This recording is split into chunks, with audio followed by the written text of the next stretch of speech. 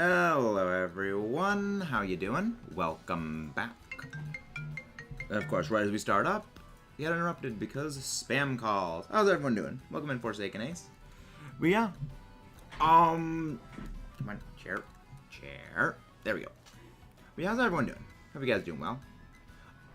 Editing for stuff and things is going quite well. Continuing editing for the Cynthia video is proceeding as normally hoped. As in, I'm just going in, finishing up editing and polishing the script. Working on shorts. I should, in the next couple of days, have my shorts formatted better. Hopefully. But that's going to take a while. Welcome in, Jays. How are you guys doing? But yeah, everything's going pretty well. Other than that. Yeah, so how's everyone doing? Anyone got any good auction things at the Porto Marindo auction house? Welcome, SpongeBob. Got a lot of random shinies there. Nice! What were they? What were those Forsaken? Yeah, working on the decks in the game is annoying. I still have to say, this I feel is the most annoying. Hey, Outlook. I still gotta say, I think that this is the most annoying Pokedex to complete of all of them that have existed. Yeah, I honestly say it's best to always at least try and finish the Pokedex. Just for the reason of you never know if you ever want to finish it. And especially like right now, you know, people are always in like, wanting to help fix it. Gen 7 Dex. There is no national Dex in Gen 7. Gen 7 doesn't have a national Dex. It's just you gotta fill out the Alola Dex. Came up with a weird theory. What is that, Goldie? A brown Tatsugiri, two Deerling, a Swablu, Jumpluff, and Goomy. Nice! You just mean the Alola Dex? Yeah, the Alola Dex isn't that bad. The Alola Dex is only 400 Pokemon, and like, yeah, 400 is the same thing as what this game's Dex is. But for this one, it's just that some of the Pokemon are just more annoying than getting. Just me, or does AZ's Floette seem a lot like a Paradox Pokemon? It looks like a Floette, same appearance, difference, Paradox Pokemon. Well, the thing is, the Floette is specifically mentioned as being powered up by the ultimate weapon. So, that is a bit of a different thing. The ultimate weapon specifically, like, mutated the AZ's Floette. Running around. Yeah, but so you mean like all the 400 Pokemon that are in the Alola Dex? Around Florges and Rex. Florges is very solidly tanky. Like especially so at least. Physically, not as much. I was actually into something for that. Yeah, no, like because the reason is the Eternal Flower Floette, it cannot evolve. Because also, if you look at the, like the flower on the Eternal Flower Floette, and then you look at the ultimate weapon, they are, it's like, the ultimate weapon is like designed to look like the Eternal Flower Floette's flower thingy. But yeah, it's kind of weird. So, okay, getting every Pokemon in the Alola, okay. Yeah, you don't actually get anything for completing the Dex. There is no national Dex in Alola. Generation 6 was the last to feature a national Dex, and there is no national Dex. Like there's no Dex entries for the Pokemon that are not in the Alola Dex. Yes, Paradox Pokemon. Well, not necessarily they don't. We don't know. Because we don't really know what Paradox Pokemon are. Trick Room, Light Scream, Palm Pop, and Moonblast. He gets like pretty good moveset. You have your Pokemon. Yeah, okay. Yeah, there is no natural. So basically what you're saying is just getting every single Pokemon in the game. But the national Dex does not exist in Sun and Moon and Ultra Sun and Ultra Moon. There is no Dex entries for all of those Pokemon. Looks Dandy Shock, Scream Tap, Main. Look it up. Yeah, there's no Dex entries for things like, you know, just Pokemon that are not in the game. So, like, Hey, Gala. So, like, what's a Pokemon that's not in Sun and Moon? Hey, Pokemon Boy, how you doing? What's a Pokemon that isn't in the Sun and Moon decks? Like Altaria. Like, Altaria isn't in the Sun and Moon decks. But you can still get it in there. Yeah. We're probably gonna pass double odds on this thing. Before we get the shiny. So, we're basically gonna go even worse than our odds for Roggenrola. I'm doing very well. Doing pretty good. Doing pretty good. Oh yeah, this has been a pain. This has been a painful hunt. It's still not worse than our shiny Ho-Oh hunt. It's still not worse than that. Stats are half even numbers, they're half odd numbers. All pet paradox Pokemon that is what we call the flower. To have even. It's an interesting theory, but we also do know where the eternal flower. But we also do already know where the eternal flower Floette came from. Why is that so hard for me to say? How do you feel about Intimidate, Intimidate, Will-O-Wisp, Flare Blitz, Snarl, Protect, Arcanine? That's pretty good. I mean, Arcanine's generally... There's generally two ways you run Arcanine. You either run Arcanine in terms of a support set with things like Will-O-Wisp, Intimidate, Screens, Snarl, or you run it as a damage dealer set with Justified and you have a Pokemon with Beat Up activated. When Dynamax went away, the idea of the Beat Up set kind of started to fall off a cliff because, like, you can't Dynamax boost anymore. It was an interesting idea. Going to debuff attack. Generally, it is best to lean only into one. Granted, you saw things like Incineroar using both of them. But the issue is with something like Flare Blitz, is you're really chunking your own HP when you use Flare Blitz. You know, that's a lot of recoil. Didn't Nazee's Flow have a special flower before it became immortalized? I believe so, but we also don't actually know. Because the story is told, you know, in a sort of like vague terms. Kind of like from the future. So we don't know if it's just, okay, well, that's representing the Eternal Flower Floette as what it is. Because it's for the sake of just narrative reasons. And it would be weird if, you know, it's a one type of Floette, then right after it turns into something different. Or if it always looked like that and it's like an extinct species of Floette. So we don't really know. Yeah, I like, Incineroar is the only one that I know that is like a defensive tack fire type that runs a move like Flare Blitz. But most of that is because otherwise it has to go like Fire Punch, and Fire Punch is kind of weak.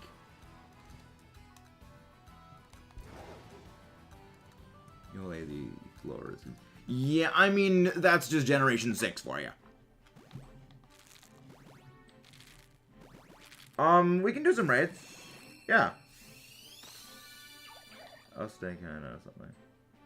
I mean, it's one of those things where, like, they never really explained the Floette, because Eternal Flower Floette was never actually released. You know, it's one of the many unused Pokemon, and it's kind of unfortunate, but also it does kind of make sense. Also put a Quillfish to spam active pressure on your Slowbro. No, we do not use the Slowbro strategy in this. The reason why, Greninja does a stat purge automatically on turn 3, and things like the long-term setup for Slowbro is completely dependent on RNG. The longer a fight goes, the more Greninja will use Double Team. The more Greninja is using Double Team, you have a chance of missing, as well as just chance of being straight crit. So, like, there are not a lot of good things. Forsaken, we have the entire video that we did, exclamation point Gren. It's the Gallade Indeedee Reviroom strategy. No, you cannot get Hisui Pokemon in the game yet. Likely, that's going to be coming out with the DLC. But yeah, we can do a Greninja raid, but if you guys don't have the things prepared that can beat Greninja, there's really no point in us doing it. Yeah. Yeah, I'll bring up the link to the video, but yeah, the video basically is explaining the strategy and what you do, because it's a 2-turn strategy. All you need is 1 turn of setup, and then the next turn, you just one-shot Greninja. That's the reason why I don't like the Slowbro strategy. There is a much faster strategy that works 100% of the time. Where with Slowbro, you can get crit by Night Slash, you can get stat purged, you can just spam double team more. It depends on way too many factors going right to be effectively reliable. I get the link to the video, exclamation point, GRN, there you go. That's the link to the video. I highly recommend you guys check it out. I only care about Charizard because other Charizard, Greninja, and Cinderace is favored. I'll be honest, I don't care for the other two. Charizard is like the only one of the 3 I actually like, and a large part of that is because I've used Charizard competitively, and I've enjoyed its use in competitive. Never was a fan of Greninja, never was a fan of Cinderace. That and also, it was just a lot easier to beat Charizard. As time's going on, they're going to be making it more difficult for us to actually be able to solo the level 7s, which I have a video somewhat in the works about a little bit of a hypothesis for that. Because after what we pulled against Charizard, I don't think it's an accident. They made a fighting type thing that is weak to Fairy, raid boss, that will spam double team. Not double team, that will spam bulk up. Yeah, I'm not a fan of the Kalos starters either. Like, in every other game, there is one starter at minimum I really like from all of them. Even, like, I'm not a big fan of the Hoenn starters, but I do like Sceptile. Kalos is the only region I actively dislike all 3 starter families. It's probably the only game I would ever willingly do a playthrough where I just don't use any of the starters, but I'm probably never going to replay X and Y.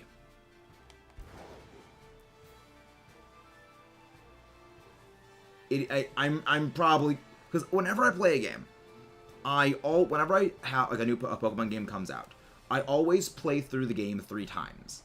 And each time that I do a playthrough of it, I will use a different starter. So, for one game, I'll use, say, the most recent playthrough I actually did for the footage we gathered for the X and Y theory, for the DLC theory video. I used Charizard and Greninja. For the first playthrough I did a couple of years ago, I used, no, not Greninja. I used, not Greninja and Charizard. I used Chestnut and Charizard. That's what it was. For the playthrough I did several years ago when I first played it, I used Greninja and I used Venusaur. And then when I eventually do my 3rd playthrough of it, likely, this is going to be in Y if I ever get it. I'm going to be using Delphox, I'm going to be using Blastoise for that one. So, I always like to use all 3 of the starters just so I can, like, get a chance at using all of them. Because, I mean, I just don't really like the designs, because I get what they were trying to go for with the Kalos starters. They're all based on, like, video game classes and, like, video game tropes. Like, you have the Greninjas, like, the Assassin, Greninja's, like, the Assassin class. You've got, like, Chess with, like, the Knight Paladin class sort of thing, and then, Delphox is the Mage. But I just don't think with Pokemon that works. Like, I don't think applying video game classes as tropes and making Pokemon around those concepts works as well. I mostly just, like, prefer, like, okay, it's just a lizard that breathes fire.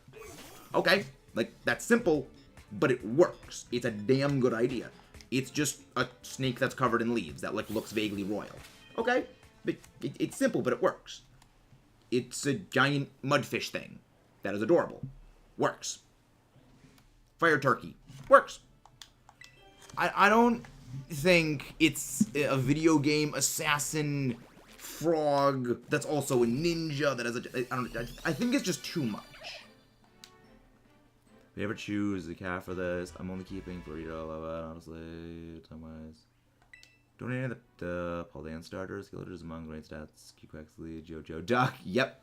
I'm not a fan of Masquerada. A lot of that is I'm just not a big fan of cats in real life. Anytime I've ever, like, tried to make friends with any of my friends' pet cats, the cat will literally launch into kill mode against me. So, for some reason, cats just innately hate me. Even, like, my cousin's cats, like, will go out of the way to, like, bite and scratch me. I'm pretty sure you can find Oricorio outside of Artisan. I'm pretty sure, anyways. Yeah, they just hate me. The cats just absolutely hate me. How you doing, Destiny? Welcome in. I'm doing very well. Yeah, cats just don't like me, and I think that might be why I'm not the biggest fan of cat Pokemon. The weird thing is, my second favorite starter is Incineroar. So I was like,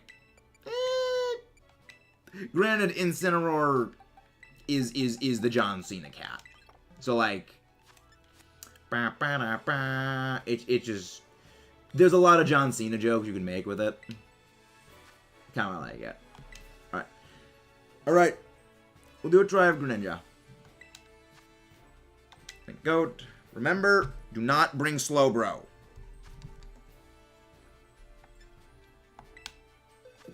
The Gallade Revavroom strategy is the one we are doing for this, as it is much faster and much more reliable.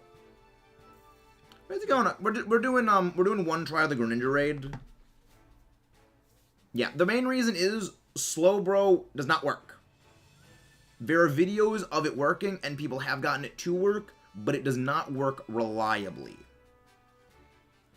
Which, for raids, you can really make almost anything work, but reliability is the key. No, the event's still going. Remember, they do the event for like 4 days, then 2 weeks later they do the event again. They did it with Charizard and they did it with Cinderace. Likely, they do the 2-week gap sort of thing because they recognize, okay, not everyone's going to be able to do it the first time, and people just need time to prepare. I've tried the Slowbro thing like 50 times. It has worked 0. Every single time, I get absolutely destroyed by Night Slash, I get absolutely obliterated by the Purge, and it just takes way too long to set up. Seen 7-star regular raid, even when 7-star. Wait, what? Seeing 7-star, then regular raid event, then 7-star. Yeah, that's what they do. They sort of like alternate-ish. It's very weird what they do.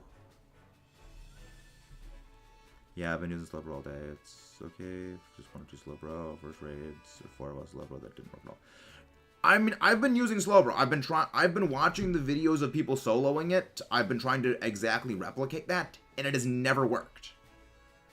I don't know if it's like, well, you need to have other people in the raid that are using things like Acid Spray. Well, then it isn't a solo. Then don't call it a solo. Like, that's why I go with the Gallade strategy, because it is simple, it is repeatable, it happens before the stat purge goes off, and it will one-shot Greninja.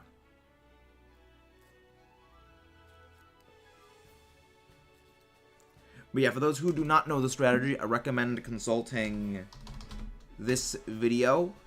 Gives the entire lowdown details of what it is to one-shot the Greninja in 2 turns. The other reason I'm just not fond of the Slowbro thing is just it takes so long.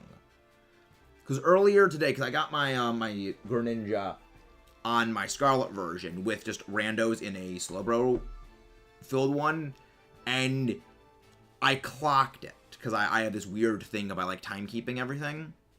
And it took, like, 4 or 5 minutes for the entire thing to go. And it was just why is this thing that it's just it was Vaporeon, Slowbro, Clodsire, and then the Revavroom. It just took so long, and I was just like, why? I mean, the annoying part is that people are setting up in the middle of like Greninja doing the thing, and then turn 3, Stat Purge, all that setup goes completely to waste.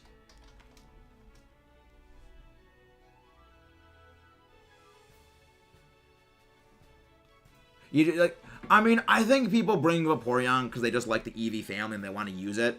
Because it wasn't even a shiny one. It's like, it's weird. That's part of the reason I don't like the solo plays, is they're very RNG dependent.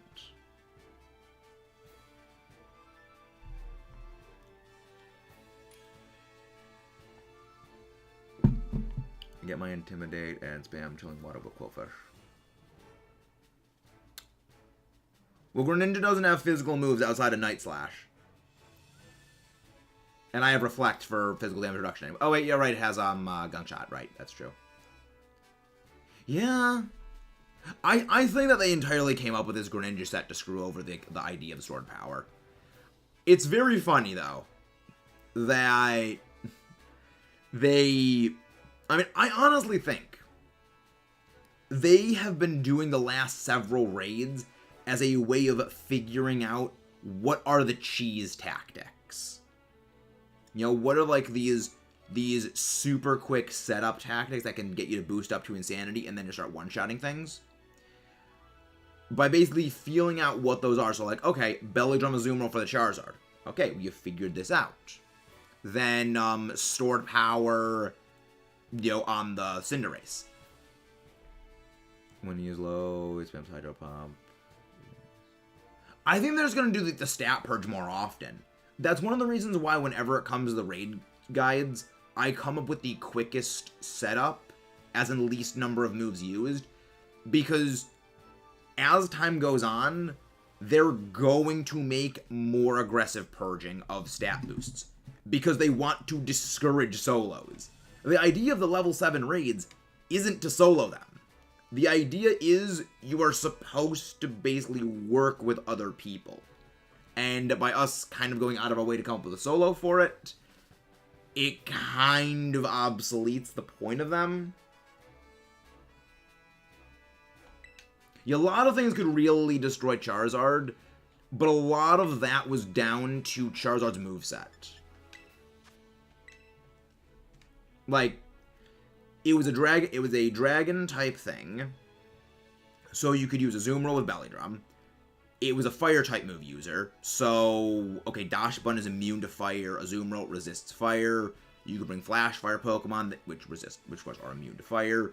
You can bring Grimmsnarl with Spirit Break, which completely destroys any special attacking power Charizard has. Messed up parts will make this doing intended as possible as well. Oh, I agree, Crispy. I'm 100% with you on that. Like, I really don't like the level 7 raids, what they do with them, because it's getting to the point of you require very specialized knowledge of the games. You require in-depth understanding of competitive movesets and how moves interact with each other in order to really beat these things. How you doing, Pixel? How you doing, Crispy? How you doing, everyone else? I was not a big fan of the Sylveon for the Charizard. I found it getting one-shot way too easily. Mostly because when Charizard does the Stat Purge, Sylveon kind of gets wiped into oblivion. That's the reason I really loved Azumarill for the thing, is it's one turn of setup and then you go straight into play rough. With the Sylveon, it's kind of the same thing as the Slowbro here, where it takes so long. Yeah, I mean, Flutter Mane was good because you just spam Moonblast. And also, once it activates Sunny Day, Photosynthesis is procced, so that way you can do even more damage. But yeah, like, there were a lot of good things for Charizard. I wish they kept the Charizard formula for all these level 7 raids, because it's making it so difficult for regular people to be able to play with them. Like, for Greninja,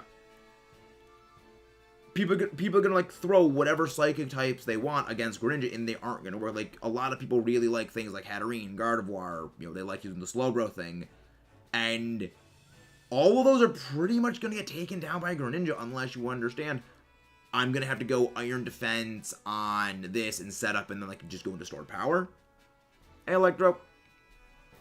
Yeah,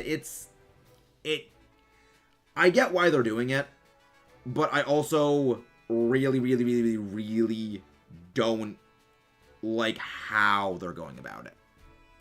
Pokemon, we are doing the raid, it's just no one else is joining. Also, Ceruledge will get completely destroyed by this thing. It's Ghost and it's Fire. It's weak to both it's weak to Water and Dark. Ceruledge will get completely destroyed by this thing. Galvatron was also very good. Well, I mean, there's 9 seconds left on it, so we'll have to abandon the raid and then restart it because of the delay. Yeah, Galvatron is very good for this. Yeah, we're doing it right now. Like, that's the reason why we have the video on what the counters are for the Greninja raid and the specific team composition. That's the specific team composition. We need more people. Yeah, Crispy, the set is just in the video we sent. Basically, Gallade with Sharpness and Life Orb and Swords Dance Psycho Cut. I have an Indeedee, so the Indeedee is all set, and then just two Screech users like Revavroom. That's pretty much the entire strategy, because that strategy, on turn 2, you can one-shot the Greninja. Because the trick is one-shotting Greninja. If you go with something like Slowbro, it takes 5-6 minutes for the fight to even have a chance of winning, and then if you don't win, you just basically spend 6-7 minutes on this, and nothing happened. Which is the reason I don't go with Slowbro. But yeah, we need more people, Crispy.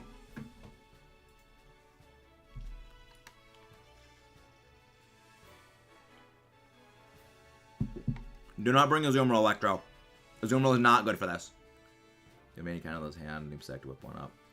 Yeah, again, we're going to be only doing this really once or twice, because if people don't have the things that can beat the Greninja raids, it isn't really worth it to keep doing them, because we simply aren't able to beat them. This is kind of what we were talking about a bit before, how it's kind of dumb how they make these raids to be done cooperatively, but make the things necessary to beat the raids so specialized, most people just have absolutely no idea what to use them on.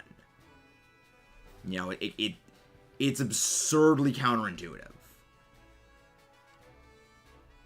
Right? Yeah, Electro, just use Stored Power until it does the Stat Purge. This thing will always go for a Stat Purge on turn 3, so it is not worth going for setup. It'll just wipe away. I don't know about EV training and Hublet. Yeah, I mean, not even that. A lot of just players in general really don't know how important they are.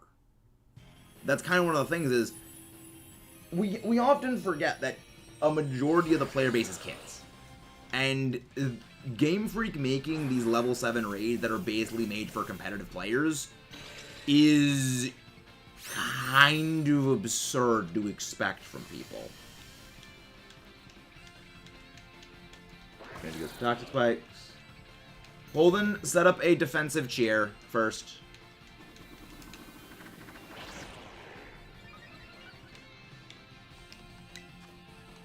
Reflect is up. Flash. Yeah. Holden, don't bring shinies. As long as everyone helps keep all of us alive, the timer doesn't run out of time. Yeah, that's exactly why I say that is exactly why I say do not go for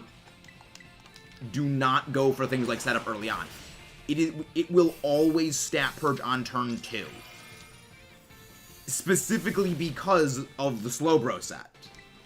They have been scouting the movesets specifically with things like the Cinderace to do that for when people do Stored Power setups. Like, it's kind of a dick move in what they did, but it does make sense. Yeah. Holden, we're not going to win this. That's... Yeah, this is the issue. Just go for things like Nasty Plot. Don't go... Do not go for Iron Defenses or anything else. Go for the attack boosts. We need to do this quickly. Remember, I have Helping Hand, which gives you a 50% power boost, so you only need to set up about 2/3 of the way.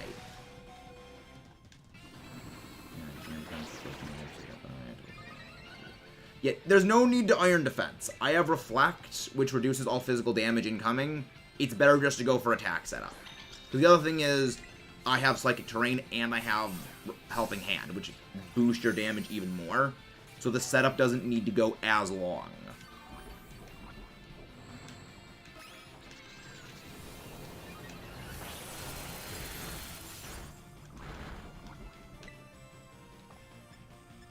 Cheer. Yo. Okay, that's fine. Yes, exactly. Now attack. But again, now the shield is up.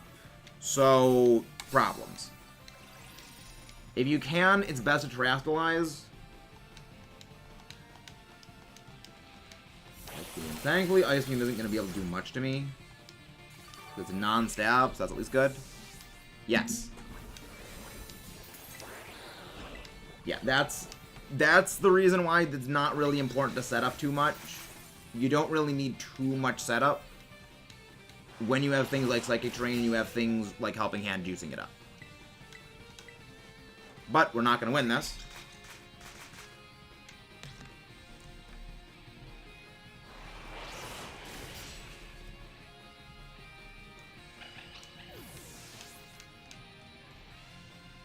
And this is why we came up with the specific strategy. This is why we came up with that strategy. Well, the timer went down because the Seviper kept getting one shot. Every time you get knocked out, you lose timer. That's exactly why we have the specific team setup for this. That is exactly why we have this team set up for it. It is 2 turns, and Greninja's dead. Outlook, we told you not to bring the Seviper. Now, unless we go in with that strategy, we are not going to do another one of these things. There is no point in throwing something that is not going to work at these Greninja. It is just going to basically waste 6 minutes of our time as many times as we keep doing it. So unless we go in with that strategy, we are not going to beat this. There is no point in us doing it. That's kind of why I said we need to go in with that specific team. Because there is no point otherwise. Everything for this needs to be level 100.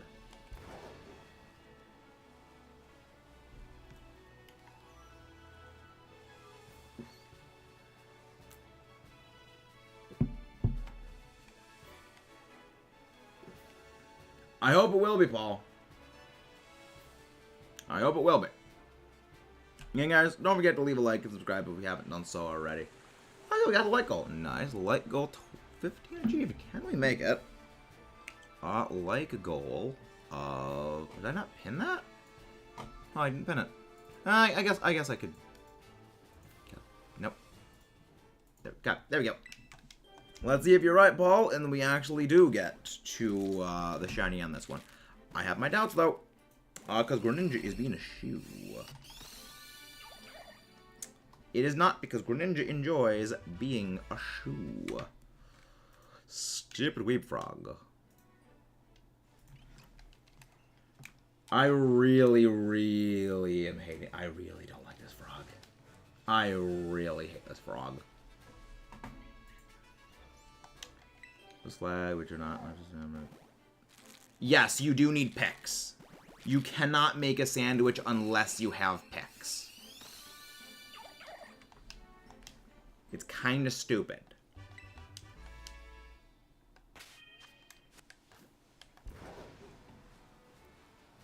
What is?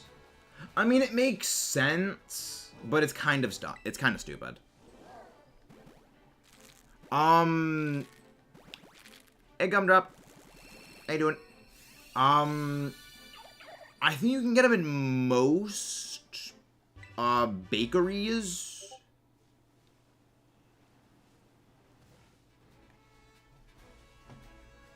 I think, anyways.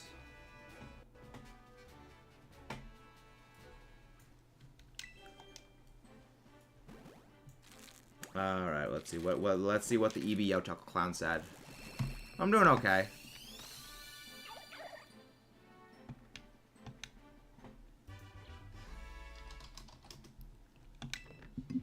Oh, I'm doing okay.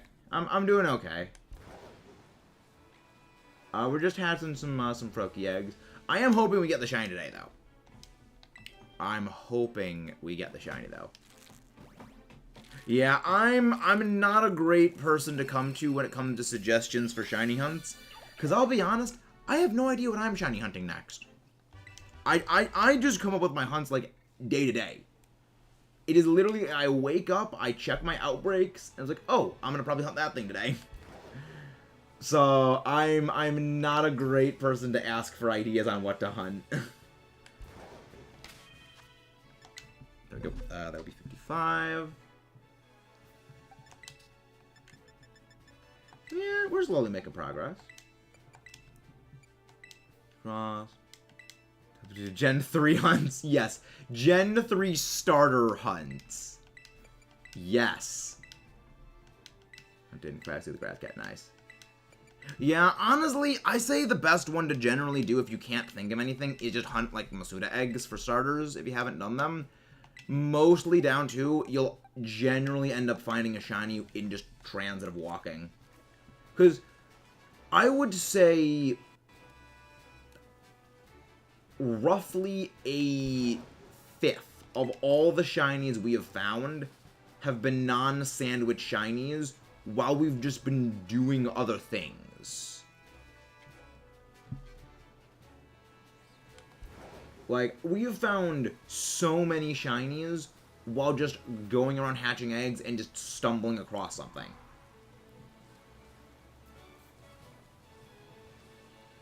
What do I like? Oh, nice! Nice getting a shiny Quackaball. Hey, Solar, how you doing? Wonder if Home is gonna work with you. No. Home does not work with the GBA games. What you need to do is you need to transfer them from the GBA into Generation 4 via Pal Park.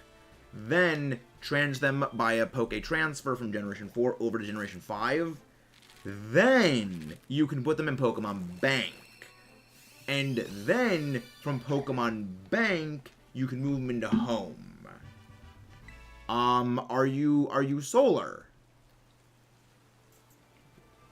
You mean like if they ever do like virtual console releases of like the Generation 3 games? If they do like virtual console ones, I think then definitely. Because that's how it worked with the Generation 1, Generation 2 games that was on the DS. That you could just go into Pokemon Bank and then put them in there from Pokemon Bank.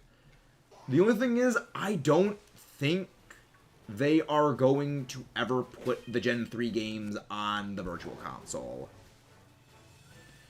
Pokemon and like Nintendo as a whole has this very, very weird tendency of just not re-releasing a backlog of games.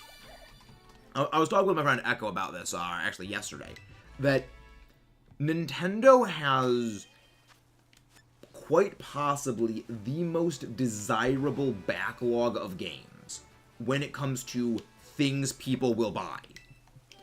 And they never release them. Game Boy Advance, but it's also something is that Pokemon and Nintendo are not like owned in the same capacity that Nintendo owns Mario and like Zelda. Nintendo strictly publishes the Pokemon games. Pokemon is owned by Game Freak and Pokemon Company International. So unless Nintendo, Game Freak, and Pokemon Company all agree on wanting to like re-release the games on a virtual console, it's probably not going to come out. That's one of the reasons why getting like re-releases of those games is probably not going to happen for a long time. I mean, look how long it took for the Virtual Console Gen 1 and 2 games to come out.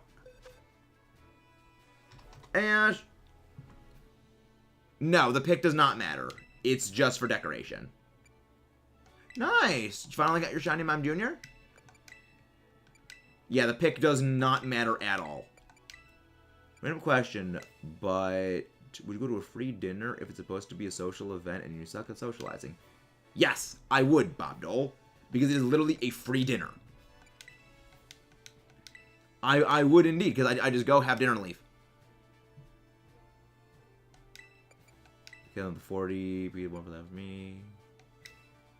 Yeah, you can literally, like, have the bread just drop on the table. The bread topping does not matter. Nice! Trying to Farfetch too. Delightful. Delightful. Again, guys, don't forget to leave a like and subscribe if you haven't done so. But how is everyone doing out there today? Hope y'all do well. Oh, yeah, the fan game, yeah. I was never really a big fan game guy. I was never a big fan game, like ROM hack fan game person. Mostly because I'm just a competitive guy. And I like battling other people. Pokemon Day, DLC. Yeah, they generally give, like, DLC information on the Pokemon Day stuff. That's one of the reasons why I'm expecting us to get DLC info on Pokemon Day, is it's literally the day that they have the big Pokemon announcements. Hey, Aurora Blaze, how you doing? Pokemon Day is February 27th. So, in a little under 3 weeks. Well, 2.5 weeks, I guess, is a better way of phrasing it. So, it's gonna be good when we get it, but I am just a little worried about what's gonna get announced on it. I'm doing pretty well. I'm doing pretty well. Yeah, permissions and pics in Discord. Depends on what kind of pictures, JJ.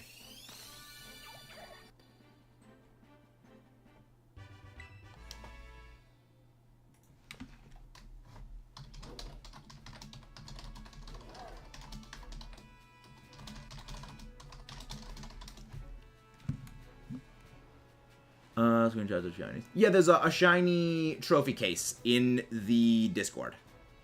So yes, that would actually be a perfect place to put it. There's a specific channel for shinies. I mean, I wouldn't say it's scary. It's just like, my one worry is that people are gonna build up a ridiculously high amount of expectations for Pokemon Day information, and when the stuff that people are building up wanting to happen doesn't happen, they will lash out. Because this is something we have seen in the Pokemon community on a bit of a routine basis, unfortunately, that there are portions of the community that will build certain things, as in, like, convince themselves a certain thing is going to definitely 100% happen, then it doesn't happen, and then they get aggressive. Which, that happening again is something I'm worried about, because that has been happening for the past 3 generations.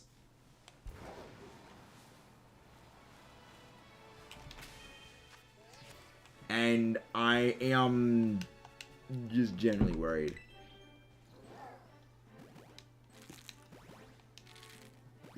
Well, I mean, they always announce Pokemon game update things on Pokemon Day. It is literally the one day that is just Pokemon stuff. Because that's what they did when they announced Sword and Shield's DLC, was the information was revealed on Pokemon Day.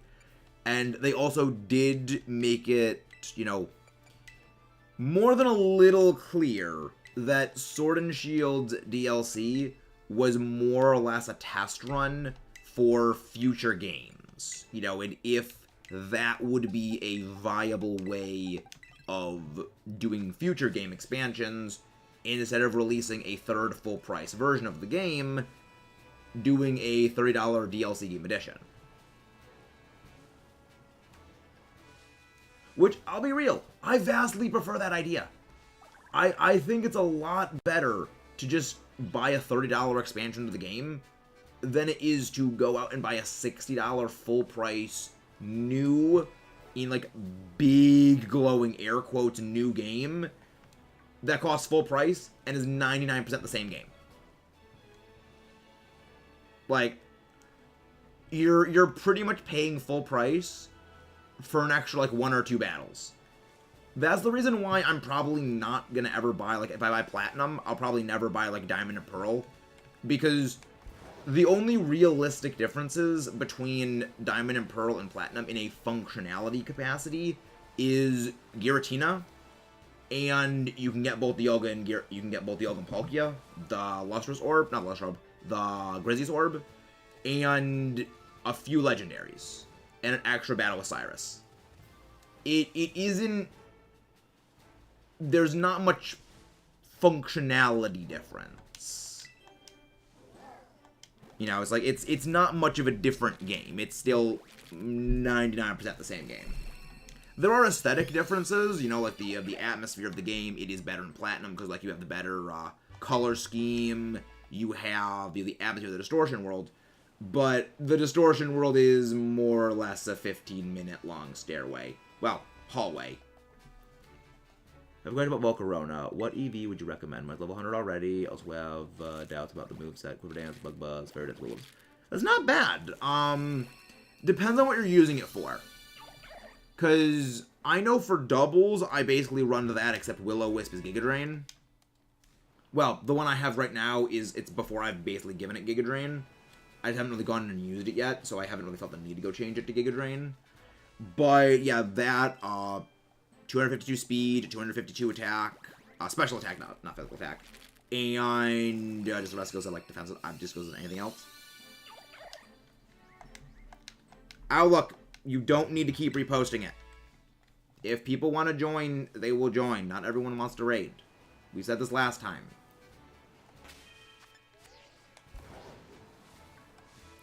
But yeah, it does depend on really what you want the thing to do.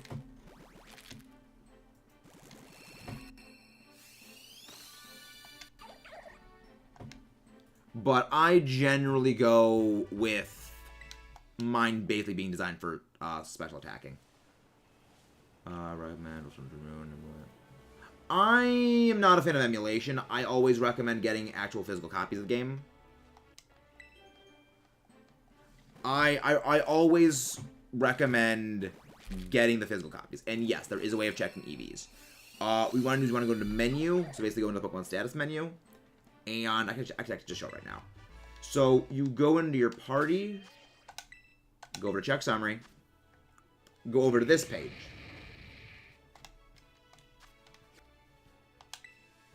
Let's see, where is it again? There it is. It is your left shoulder button.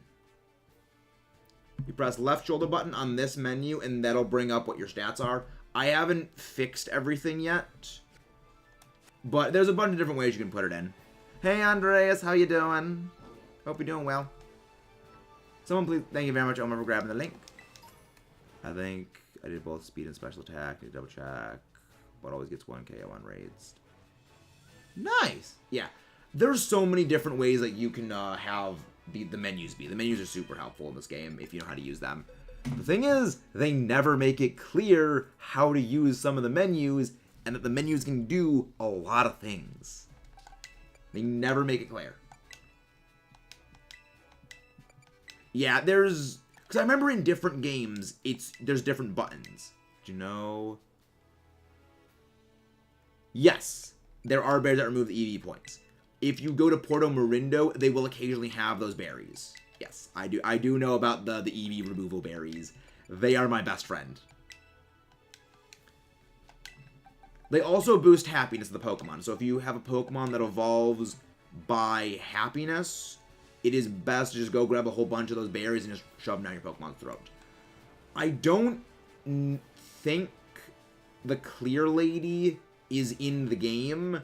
I am expecting that is going to be in the DLC, though. Because the Clearing Lady, she was in the Isle of Armor. So, likely, I think we can expect to see that as a DLC edition.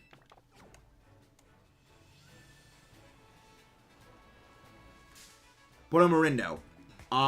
You know the Asado Desert? So the desert on the east side of Paldea? Wow. Yeah, I mean, I have a ridiculous number of them, too. Granted, I buy mine in Portomarindo. So, like, that helps at times. But also, like, yeah, I just accumulate them naturally. I just naturally accumulate them. You can clearly see the one I've been using the most. But yes, you can find them just all throughout the region as well. It isn't strictly Area 0, but I believe Area 0 is where they are most likely to appear in. So yeah, it's useful. It's very, very useful.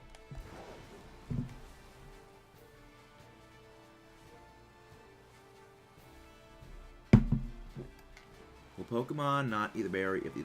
It will say something like Pokemon's stats can't go any lower. So it will, like, stop them from lowering. It'll give you a message saying when it's done.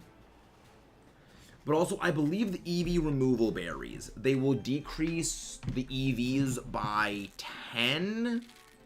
So, at max, you should only need to use, like, 26. Assuming it's maxed out. You can tell if something's maxed out, because if you go to that menu, they'll be sparkling. But yeah, I'm expecting, like, the Clearing Lady, she's going to be in the DLC of the game, because that's something that does make sense for them to add. Yeah, there's very, very useful. There's so many useful features they have in this game that they never really make clear exist. Which... like, that I think is the biggest issue that the Pokemon games have, is there are so many little things that can be amazing for quality of life and just, like, player convenience, and they never really make it clear that these exist. Like, I think that this is one of the first games to actually make it explicitly stated that physical and special moves are a thing. You know, in a lot of the other games, they don't really mention physical and special attacks. They just mention, you know, same attack bonus. But I know this game mentions, like, physical moves and special moves. So, and it's just, how? How did you never make that clear? I promise saving. I do the same thing, Pixel. I always save multiple times. I mean, a lot of it is that it becomes habitual, so you don't consciously recall saving, because you just do it so regularly. Even though you probably have saved a bunch of times already. Yeah. Also, again, guys, please don't forget to leave a like and subscribe if you haven't done so already. Alright, that's another thing to focus. We're gonna go over double odds before we get the shiny. I'm calling it now. I'm freaking calling it. Greninja absolutely hates me. But I'm okay with that. Currently looking for new Herba raids. Yeah, if you ever need a hand with those, Andreas, my Scarlet account can always use some experience candies, and I'd be happy to assist you on that account. If I'm ever not live, I'd be happy to help. Splatoon catalog at 99. Jeez, I'm honestly surprised you don't just fill up the Splatoon catalog to 100 every single day, Mudkip. You get it so frequently. Don't you get the Electro Oricorio to have to use the rest of this? Yeah. Yikes. Maybe get a shiny if you're good. Yeah. I mean, I guess it's just Greninja doesn't like me. Which, fair point, I don't like you either, Greninja. So maybe it's the shiny just staying away for that reason. Which, in any case, it's smart. But also, it just means that I'm going to go and destroy the rest of them. Yeah, it's going pretty okay. It's going pretty okay.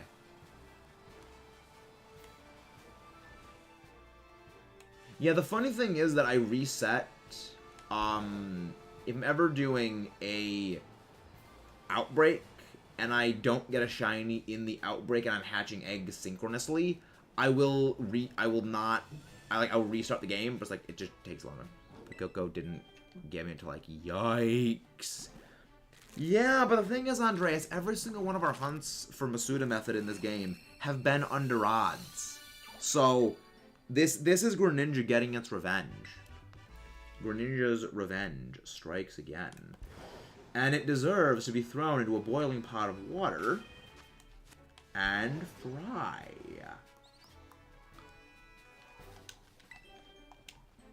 Cause it is the Weeb Frog. Metafuroki's released from everyone who just hunted it may as well just be a part of the regional tax. Yeah. That's why I'm looking forward to home getting it, compatibility. But home compatibility, it's gonna come out in like probably a month. Like, it's coming out like early spring. And spring doesn't start until like halfway through March. So I don't think the patch that we're gonna get during the end of the month is gonna be for home. Then they say winter. Unless in Japan this is spring right now, and like they have a different, like, unless like they say spring is earlier in Japan. Metafuroki's release. I mean, the same thing with Charizard, and the same with Charmander, and the same thing happened with Scorbunny. And it's gonna keep happening every time. Yeah. I mean, maybe whenever they release Pokemon, they're just like sent to the professor, and then they're just released into Area 0. So that all the Paradox Pokemon can just rip them to shreds and they don't actually cause environmental collapse.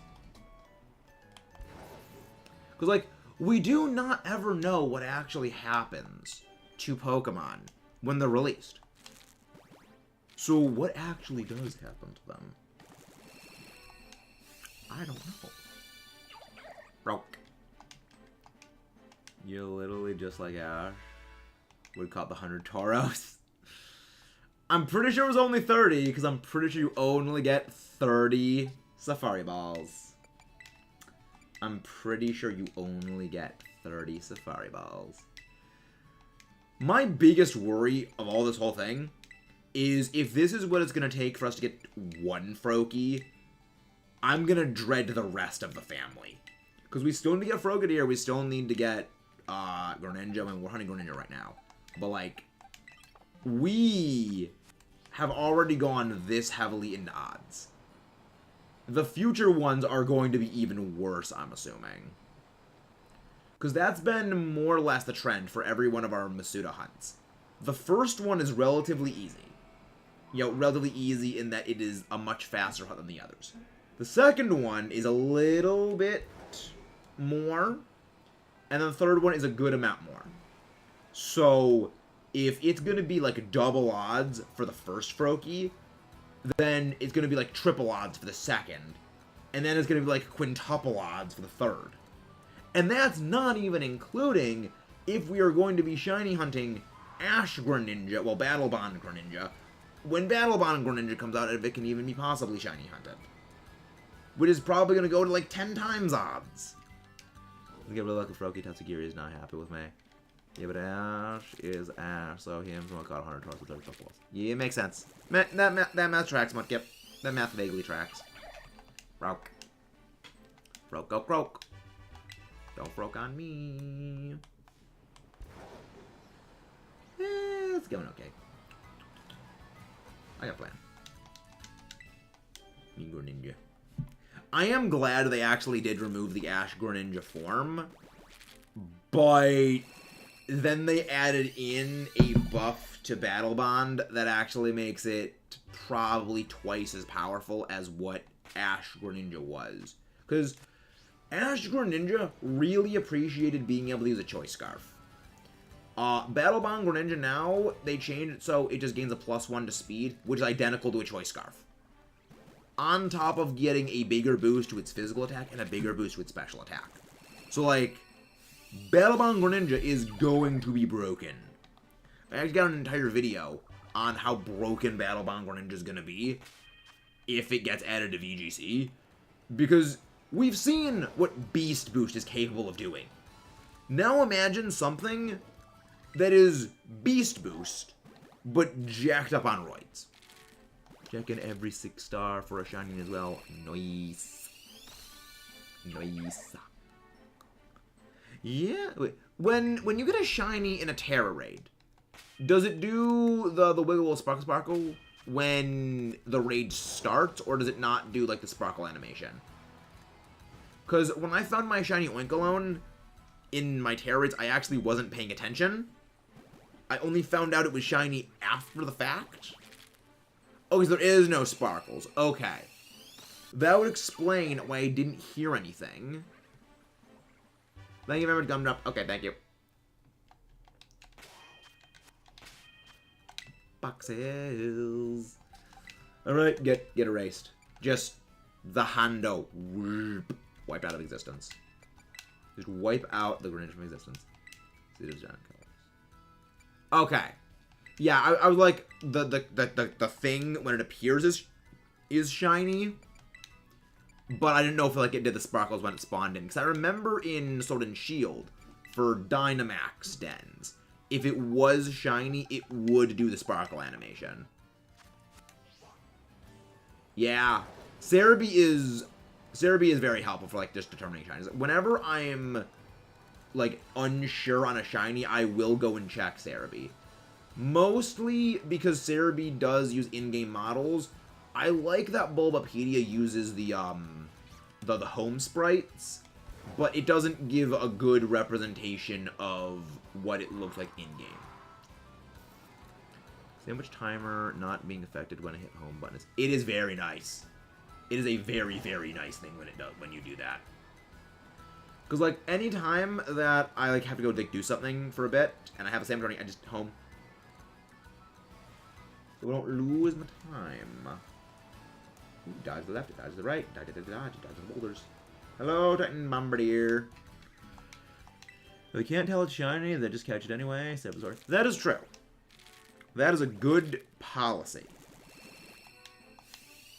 But also, guys, again, please don't forget to leave a like and subscribe if you haven't done so already. But how is everybody doing today? Hope y'all doing good. So what does everyone think is going to get announced on Pokemon Day? I am expecting it's going to be Pokemon Masters things. I'm expecting Pokemon Unite stuff. I'm expecting Pokemon Go stuff. And I'm expecting possibly Scarlet Violet DLC stuff. Getting so many 6-star Goodra raids. I mean, so long as the Goodra's weak to Iron Hands. Well, then again, no, Goodra has special attacks, which kind of can toast her Iron Hands. Yeah, I'm thinking we're going to be getting Scarlet Violet DLC news, because that's where they announced the Sword and Shield DLC. Was in the Pokemon Day presentation. Because it makes sense from a timing perspective. That it's the time they know a lot of kids are going to be watching it. It's like, if they go the same route as what they did with Sword and Shield, where we get like Wave 1 DLC, Wave 2 DLC, where like it's the same bundle. They did the first DLC in summer, and then the second one was in November. If they're going to keep to that schedule, I think that they'll do the same thing of releasing information about it now. Because also, when they released Legends, didn't they also mention the, like, the Daybreak or whatever it was, DLC? Didn't they also mention that at the presentation, too? So it would be the third time they would have mentioned a DLC of a Pokemon game. But yeah, timing-wise, it does make sense for them to have the DLC there. But I'm expecting we're probably gonna get, like, more predominantly Pokemon Go information. Maybe an update on Pokemon Home. Is that a DLC and for Black Remix, 44, then maybe a break, new console, 10. I think I agree with Gen 10 being in 2026. Because it'll be the 30-year anniversary of Pokemon. Why would they release, you know, Gen 10 on the 29th anniversary of the series when they can do the 30th anniversary? Game Boy and Game Boy Advance are on the most advanced when it comes to the online. The console Game Boy Advance is online. Yeah, but we don't have Virtual Console Pokemon games on the Switch. We were actually talking about that a little bit earlier. Red and Blue on the emulators. The GB emulators just came out too close to Pokemon Day. Blue on the emulators, like the GB emulators. Wait, is Red and Blue on the Switch Virtual Console? I didn't think they were on the Switch Virtual Console. Huh. Interesting. I mean, I was never really a Gen 1 through 3 guy, so it doesn't really affect me too much.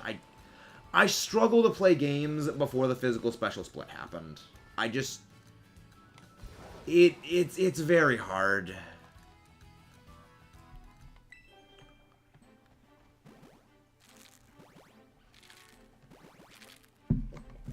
Oh, you mean like, Visual Boy emulator Red and Blue releases?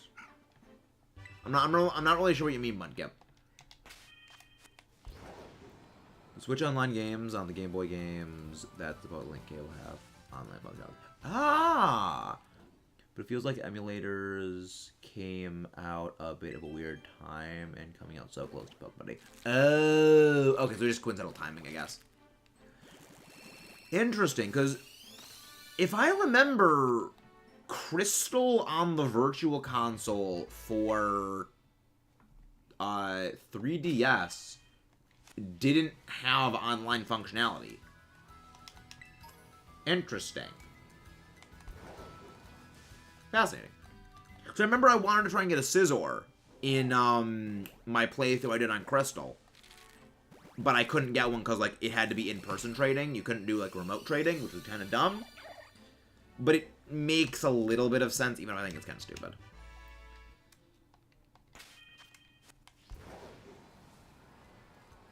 Who here remembers the Fire Red and Leaf Green wireless adapters? Who remembers those? Because I do. I remember those things. Like, this is kind of one of my favorite things about Pokemon. Is, if you look... Well, I mean, well, Pokemon, like Nintendo in general, is if you look at a little, like, peripheral add-on they have for some of their consoles, that will generally become incorporated into the main body of the next system. And they've done this for, like, the same with Pokemon. Like, Pokemon will, like, introduce this innocuous little thing in one gen, and then in, like, the subsequent games, they'll greatly expand on it. Like, the Wandering Overworld Pokemon in this game, back to, like, Sword and Shield, is an evolution of the Phenomena Shake and Grass encounters. Did you see the new artwork of Link? I have not seen the new artwork. I'm honestly trying to avoid a lot of Tears of the Kingdom stuff until it gets released, because my big worry about Tears of the Kingdom is it's going to follow Breath of the Wild's non-existent storyline. I like a progressive plot as a game goes, and my biggest worry is Breath of the Wild is not going to have that. Okay, thank you very much, Pixel. Have a nice day. Thank you very much for popping in. Be like, that is my biggest worry for that game. Is just, it's going to follow Breath of the Wild's very lack of a story, because I know that a storyline does exist within Breath of the Wild if you seek out the memories, but that isn't a storyline. That is Link's backstory. It's basically exposition. And it doesn't have as much bearing on the story and, like, the direction of things in the same way that something like, even like a Pokemon game storyline goes. Where as the time goes on, the storyline changes and, you know, there'll be a plot development, which, you know, Legend of Zelda Breath of the Wild doesn't have, which is something that I really love in games. Like, I love a storyline that marches along. Got a Rotom Outbreak for Draco. Well, I mean, you can hunt both, but I'd recommend the Rotom Outbreak first, because Rotom is more annoying to get. A lot of Talonflame raids. Yikes, Talonflame. Talonflame. I will still forever say, anything that is meant to be a hardline glass cannon attacker and has a lower attack stat than Amoonguss does not deserve to be called an attacker.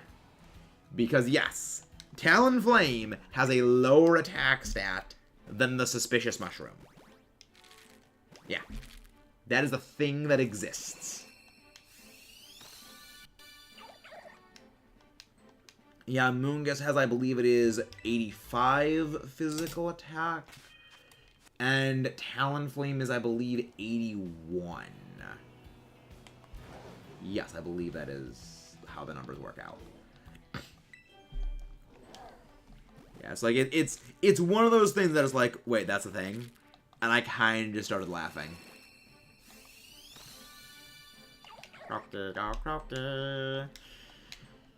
Alright, well, we're gonna be hitting 1,000.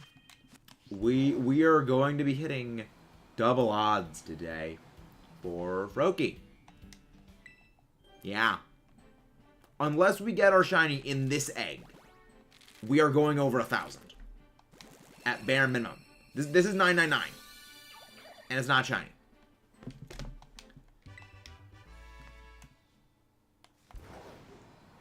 Alright, this is going to be egg number 1,000. Let's see the disappointment that lurks within the egg.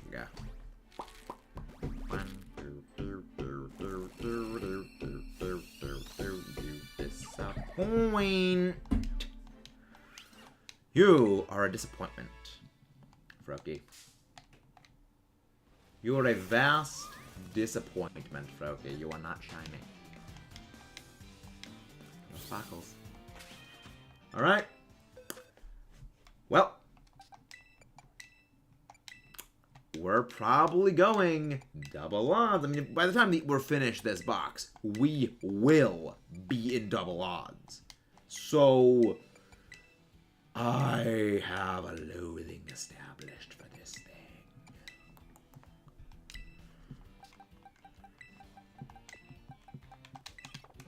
Let's just get going. But yeah, I mean, Froakie is just being a shoe. Froakie is just being a shoe. And yes, for those who don't know, a shoe is what we refer to any shiny that refuses to sparkle, even when significantly above odds. Basically, it's our way of saying something is annoying and infuriates me, and I wish to throw it from the top of a window. Otherwise known as defenestrating it. You stupid weeb frog.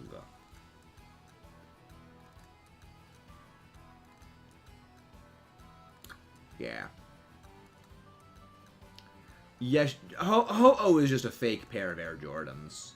We have established that Ho-Oh is nothing more than a fake pair of Air Jordans.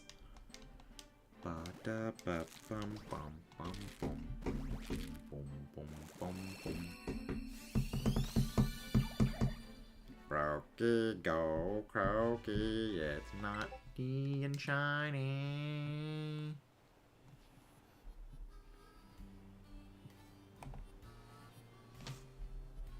Oh, I wanna, that's,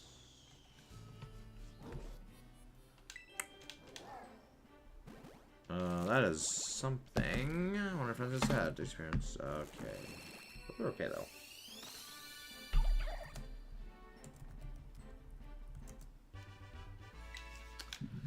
Yeah, Ho-Oh is just...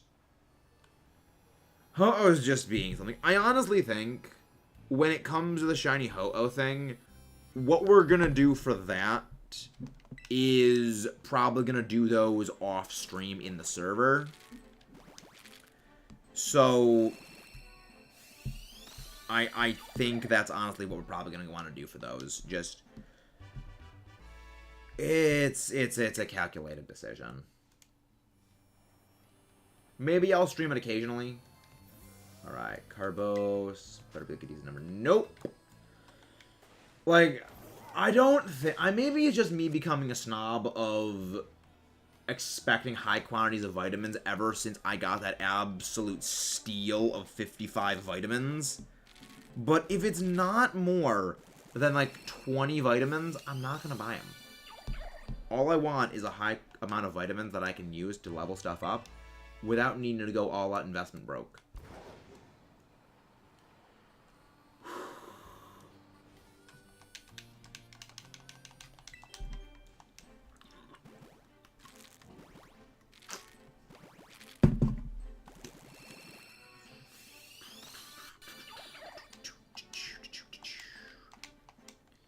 Froakie the shoe.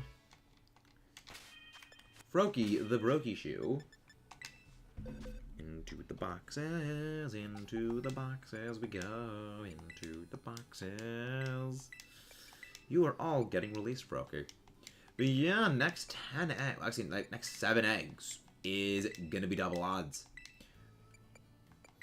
Like, this is only slightly less bad than our fricking Roggenrola hunt. Which, I mean, the Roggenrola hunt was bad. Like, the Roggenrola hunt was something I hope to never have repeated. But I have a feeling Greninja's gonna try and go for a repeat of that. But let's just keep driving.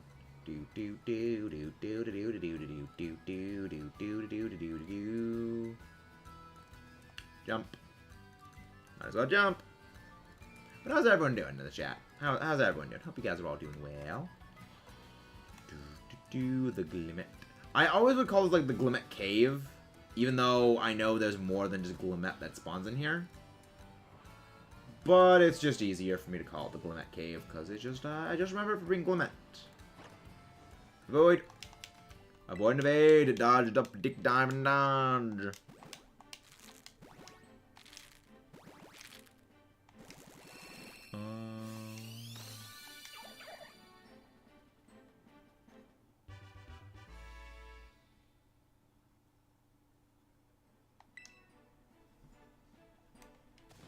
Alright. Yeah. It's going pretty good. But yeah, double odds. This isn't going too well for our hero. This is not going too well for our hero. I'm almost considering, like, we hit, like, double odds or something. We hit, like, we hit some, like, double odds. Maybe we do, like, another stream later tonight, I'm thinking. But I think that this, if we don't end up getting a shiny today, I think this may be one of, like, the first streams where we actually don't get a shiny. Which is going to be something I don't want to happen. But it's not like you can really do anything about the game. Wanted to be a shoe. Alright, we'll deal with it. We deal with it. Do a little dealing. Yeah. I think we will probably end off a little bit earlier than our usual time of ending, because a little bit tired today. But that's also a bit of another thing.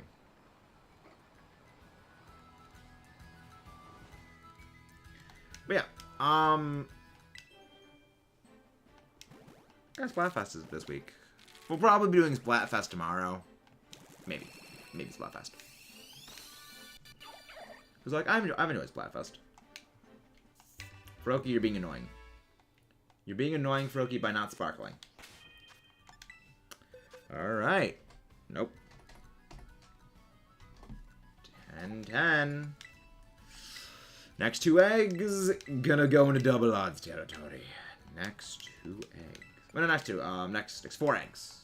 4 eggs. So the next set of 4 eggs will be the double odds ones. Got out of work early, but passed out as soon as I got home. I mean, at least you got some sleep, Andreas. At least you got some sleep. Because sleep is occasionally good. Sleep is generally good. But passing out is not good. Passing out is very not good.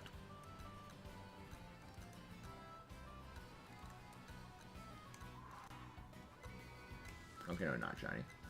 I thought the puffballs on that one jump bluff looked a bit off. I was like, nope, it is not shiny. Because I'm pretty sure shiny jump bluff is like pink. Right? I'm pretty sure it's pink. Looking for them Herbarides. Yeah, but if you need to rest, it is more important to rest than it is to do Herbarade finding. Okay, yeah, jump bluff shiny is like all pink. Punk. I do like the pink shinies. I think that they actually do look pretty good. He's very punk.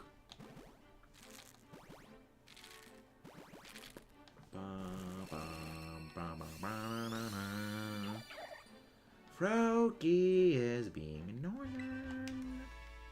Wait, no, this isn't double odds yet. Double odds would be 524. I'm an idiot. I'm a smooth 1024. I'm a smooth brain. Very, very smooth brain. First shiny to bluff was Area 0. Wait, first. So you've gotten multiple shiny jump bluff then, it would seem. Metal Clown, someone trade. I do not have a shiny Greninja either. Much sadness. But welcome in, Metal Clan. Hope you enjoy the stream. Feel free to welcome in. The only way to get shiny Greninja is to Masuda hunt for it, though. The event raids are all shiny locks, so it is impossible to get a shiny Greninja outside of that.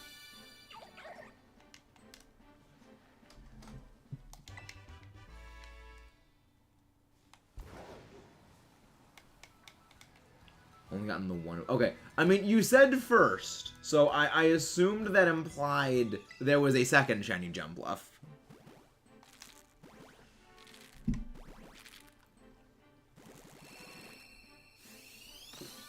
But don't forget to leave a like and subscribe, guys. And also remember, any spare shinies we do get, they are going in the giveaway box, which we have a lot of. I am wondering, like, I'm thinking we're probably going to be doing the shiny giveaway at the end of the month.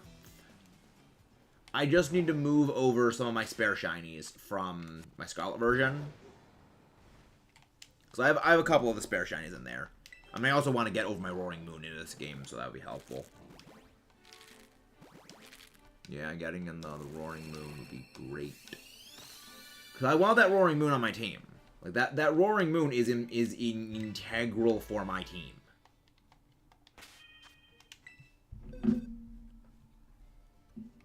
Yes, that is the correct number displayed there. Yes, because, yeah, that's the right number. That's the right counter. Froakie, Froakie, go Croakie. And release. There we go. Why are they all pinging me in the Elite Battle League server? I said, I hope I'm saying the word. I said I was live. That's probably why they're pinging me.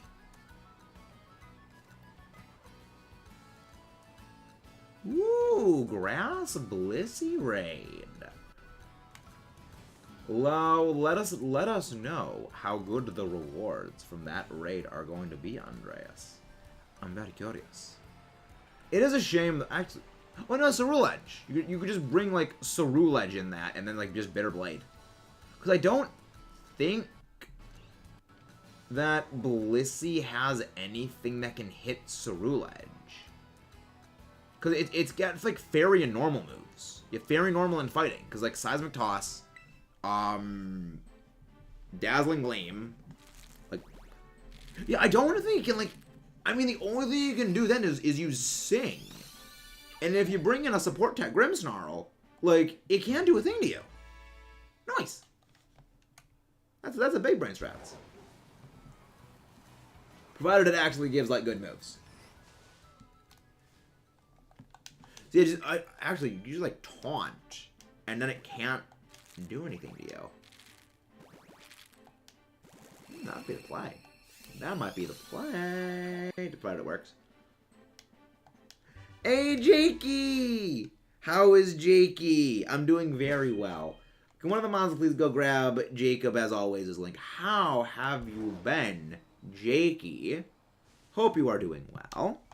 I'm doing well. I'm doing very, very well. I mean, aside from the fact that fricking Weeb Frog is being a dork and refusing to sparkle for us at nearly double odds.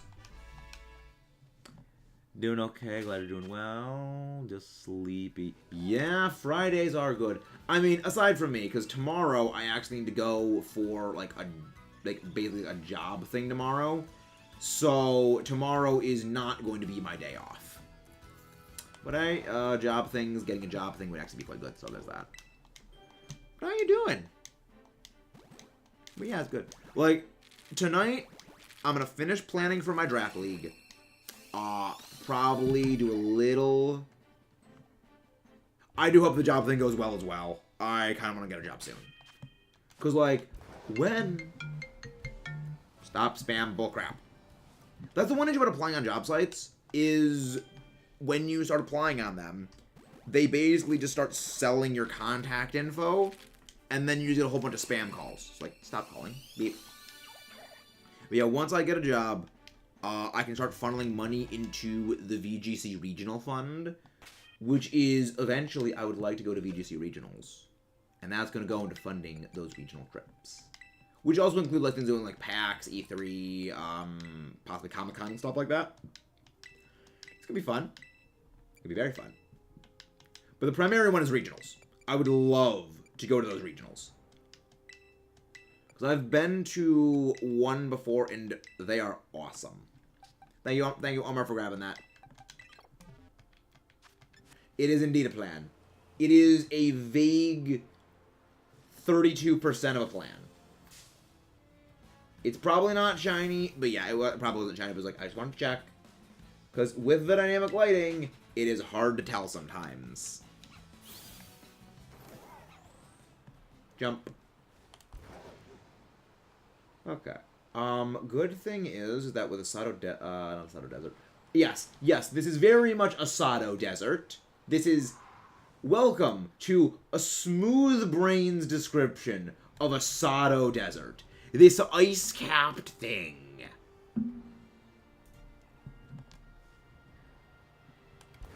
Mount Glaciadio, or Glaciadio Mountain. Alright, just like, I notice no matter what it is, I always end up basically heading to Glaciadio Mountain or Asado Desert, and I find shinies there no matter what. Finally a Pikachu clone, the 3D evolution. Yeah! It is a Pikachu clone that has a 3D evolution. Like, it's just kind of sad that Palmet exists in a generation where Iron Hands existed. Because, like, I feel like Palmet could have had a chance had Iron Hands not just existed. Like, I don't think by any means Palmet would have been, like, some super competitive high roller. Because, like, I honestly don't think Iron Hands is going to be some super competitive high roller either. It just kind of goes with the typing. But it could have had a chance. But no, Iron Hands is literally just, like, better Pawmut, aside from, like, its speed. I mean, it also gets, like, Nuzzle, but, like, there's a number of other electric types that can Nuzzle pretty dang well. Justice for Omar. Just for Omar. Yeah, I mean, honestly, justice for the lost Screamtail, I would say. Because that one Screamtail fight freaking took so long, our second Screamtail disappeared. Still a little salty about that.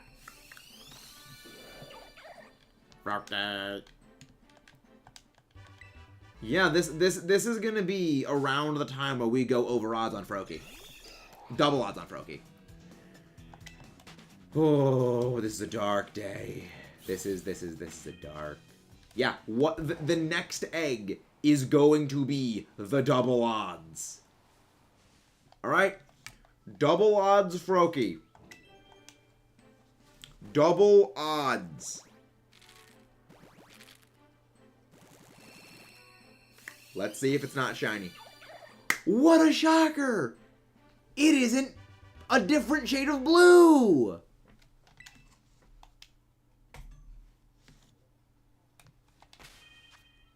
It's not sparkly! It is a shoe! And it deserves to be thrown into the trash. Hey, Caleb, how you doing? We are into the double odds territory. We are into double odds of doom. That's it. I am getting the wooden spoon. Spoon. Froakie has been renamed Shuki. Aw, no. Big sad. It is only sweet Herba Mystica. I told you, Caleb. I told you not to underestimate Monado Purge. It is such a good art. It is criminally underrated. So where are you at right now in game? Where have you gotten to? Because you were at You Will Pay for Your Insolence yesterday. It has been roughly 22 hours since that. Hey, Dogs, how you doing?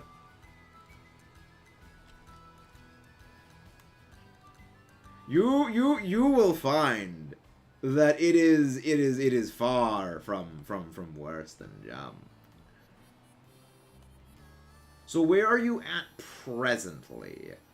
Because you just defeated You Will Pay for Your Insolence like 22 hours ago. Have you, like, not progressed at all? Because I am honestly hesitant to say the name of the next location. Okay, I was going to say, if you have somehow not progressed to Prison Island, I don't actually want to say Prison Island. Or, as I like to call it, Prison Island 2, Lock Up Boogaloo. Because the funny thing is, the old Prison Island is still, like, in your menu. You just can't travel to it. The game has this coded as an entirely separate area. Oh yeah, the 4-digit number hurts me to be going this high. Like, it hurts me to go this high for Froakie, but the thing is, it still hurts less than a 3-digit number for Ho-Oh in Dynamax Adventures. I still say we could have shiny hunted Ho-Oh back in fricking Heart Gold and Soul Silver, and we probably would have gotten it by now. Which, you know what? You know what? I actually might just do a shiny hunt of Lugia in Soul Silver and Heart Gold and Soul Silver, just to see the RNG of that. Is the only game where a character with a sniper rifle is worse than a furball with a stick. Yeah, most likely. I mean, to be fair, Ricky's a pretty powerful fluff ball. Like, Ricky is OP Fluffball of Doom. You underestimate Ricky, you will get just bash in the head with a biter. Yeah, it was like, dude, okay, I gotta do it, yeah. Like, if they just made Charla's ether rifle mechanics different, like,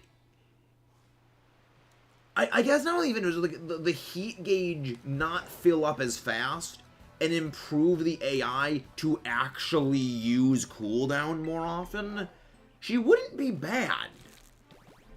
The other thing is that you have Melia, you have Seven, and you have Ricky, who can do the job of being a healer. And their methods of healing are honestly just a lot more useful. Because it really comes into basically this stance of, do you want a pure heal character who has, like, not much damage output? Or would you rather have, you know, one or two stellar characters with damage output and have, like, somewhat good healing? The answer is, you go with the damage. Because it can end fights a lot faster when you actually have, like, chain attack synergy. Because that's the other thing. You can do so much chain attack damage with them. You can't do chain attack damage with Charlotte. Good thing grounds the healers right. Yeah, I mean, again, Charlotte is very useful in Xenoblade Chronicles. She's very useful as a healer. But the issue is, you don't always need dedicated healing. I mean, especially when you get Seven's Sword Drones Mark 10 art, and then you get like an arts heal gem. That heals from, pretty sure it's like every single hit, because it's a 10-hit combo, and every single hit heals you for like 250 health. So you heal like freaking, what is it, like 5,000 health, I think, from that. It's kind of insane.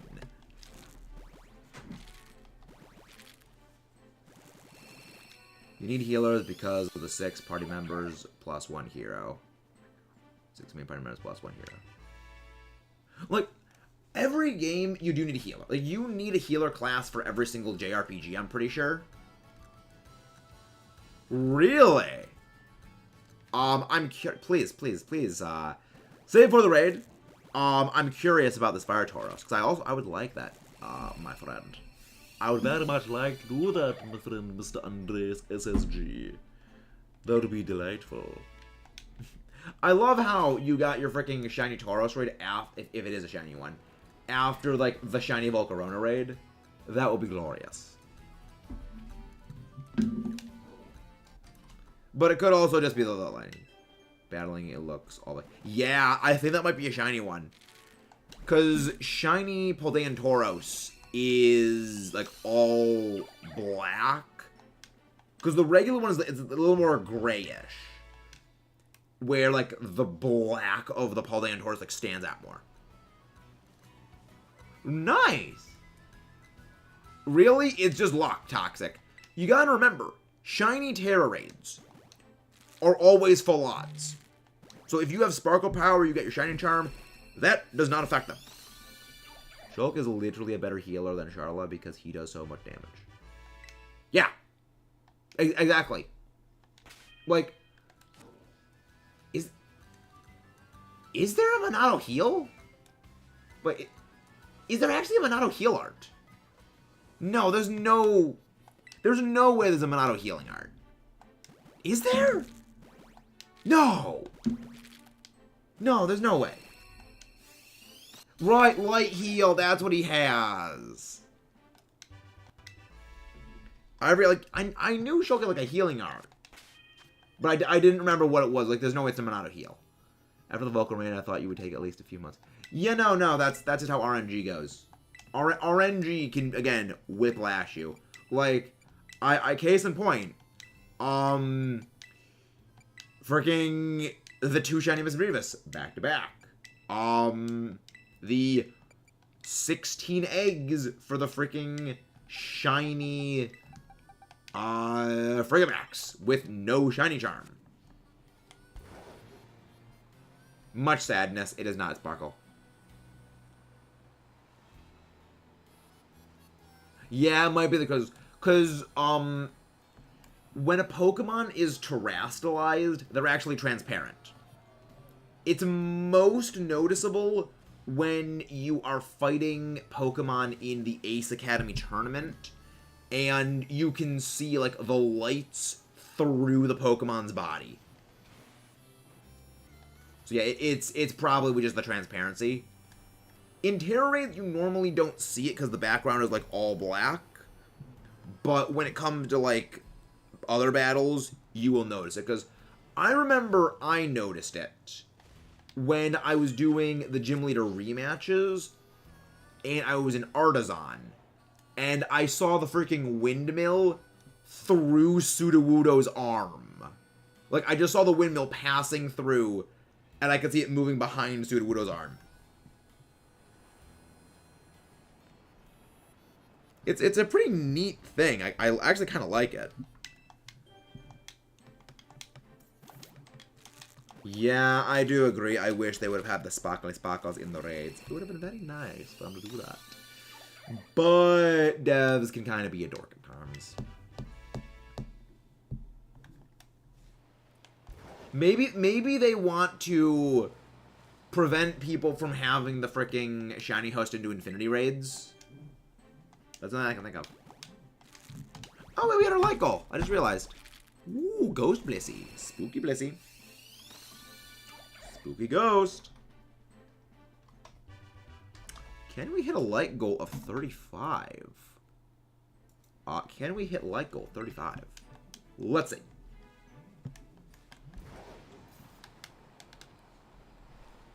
Mine is stupid. Look, Ryan is just busted. Ryan is just insanely overpowered, and I love it. Sword Drive is just super fun. It's so fun to just Sword Drive.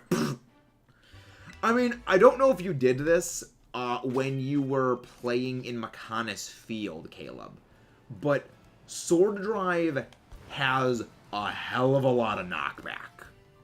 When you're in Makanis Field, you can bring enemies closer to the side and just boom, Sword Drive them right off the edge. And they will fall down and they will just die. The only thing is, I believe you don't gain the, the chest does not actually appear, like, so your rewards do not appear if you basically kill them by having them thrown off a cliff. But you do still get experience, if I recall.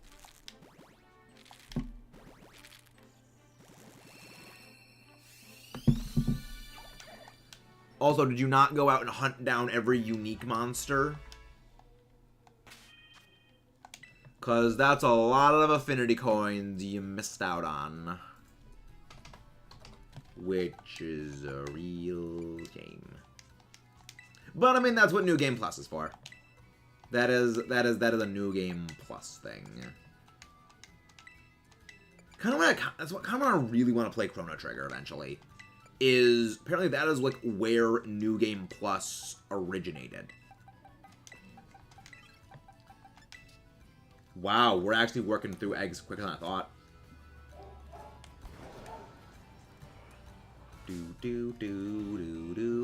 Magnum Charge plus Berserker plus High Attack Weapon plus Strength Gems plus Sword Drive equals Rhyme Time.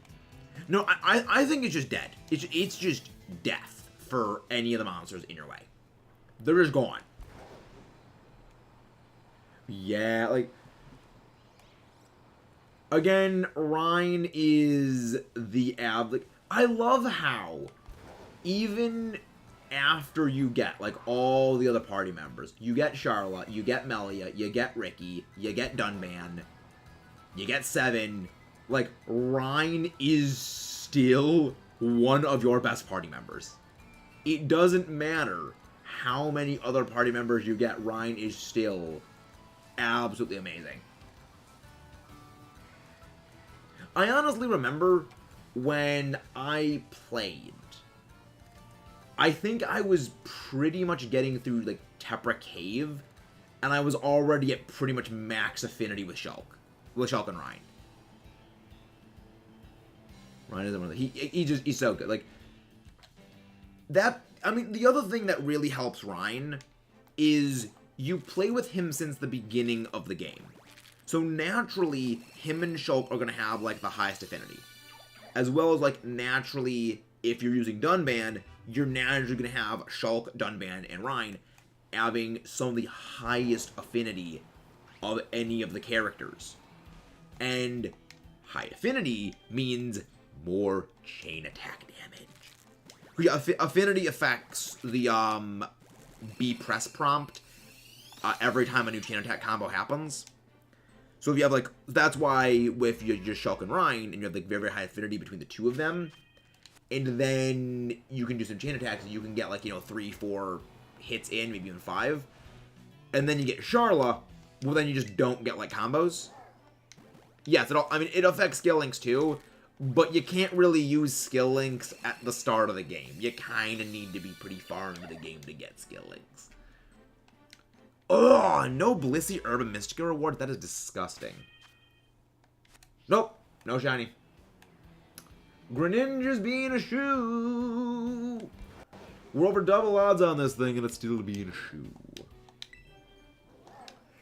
But yeah, it's like, I enjoy Xenoblade Chronicles for that reason, that there's just so many good things about it. I kind of want to replay it, but I also would love... I'd love to replay it, but it's also, like, I need to be playing Dread soon. I need to finish work for, like, I need to start working on Dread. I need to finish the Let's Go Master Trainers. I am working still on the Cynthia video. Bye-bye, Electro. Thank you very much for popping in. Box Hills, Box Hills. Yeah, we've gotten a lot of shinies in the time. Like, I kind of wonder how many shinies we've actually found just while hunting Froakie that were phases. Because I think it's probably in the ballpark of like 6 or 7 at this point. So we have found more shinies from Froakie than we have found actual shiny Froakies. And it's a little triggering. To a degree. But don't forget to leave a like and subscribe, guys, if you haven't done so already. I am honestly wondering how long this Greninja hunt is going to take. I think that this might turn into our new Roggenrola. I don't think anything is going to quite turn into our new Ho-Oh. Like, okay, Karkadet turned into the new Ho-Oh, but also the Karkadet hunt was, something else. The Karkadet hunt was not something I enjoy to think about. Freaking 10 times overall before I finally got the shiny. That was... Oh, that was pain. That was a lot of pain. Insert Naruto quote, "You will know pain." But yeah, I'm thinking we're probably going to finish off all the egg stockpiles I have here. Then we're going to end on the raid. We're going to end on the Mechanized Max's raid. Because I think we've only got...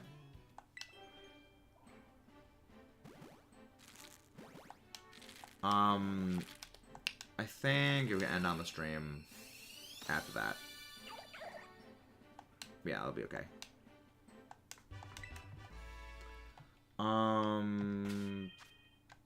Yeah, I think we got like 1 box of eggs left. And I think like 4 or so left. I saw. Thank you very much for that. I will check out that after. Yeah.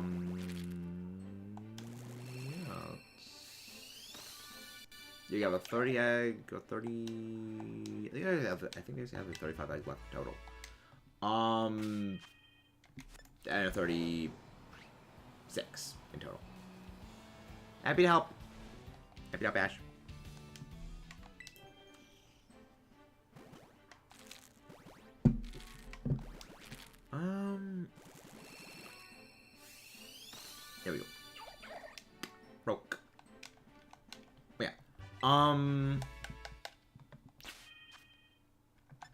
I think, yeah, this is the last line here. Oh, we have 2 boxes left? Oh. Okay. I thought that we only had 1 box left. Okay, that's better. Although I am kind of running out of, like, things to say, though. Kind of the one. That's kind of the one thing about the Masuda hunts, is I kind of tend to run out of stuff to say. Because there isn't too much to overly talk about. There we go, boxes. There we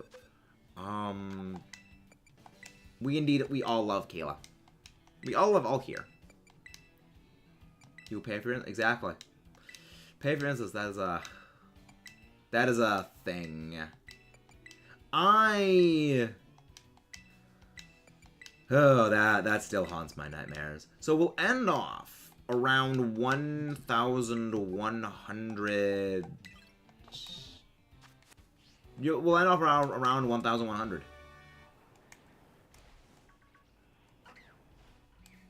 Yeah, there's definitely... I'm kind of surprised we didn't phase on anything around here. Wait, what did I freaking say? I'm surprised we didn't phase on anything.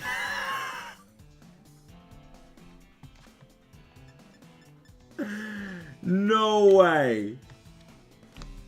No way.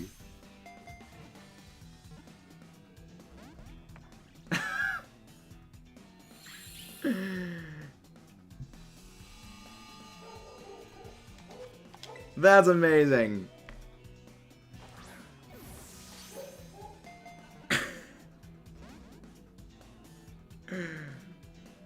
I was honestly dreading hunting Shiny Capsicid, but game was nice.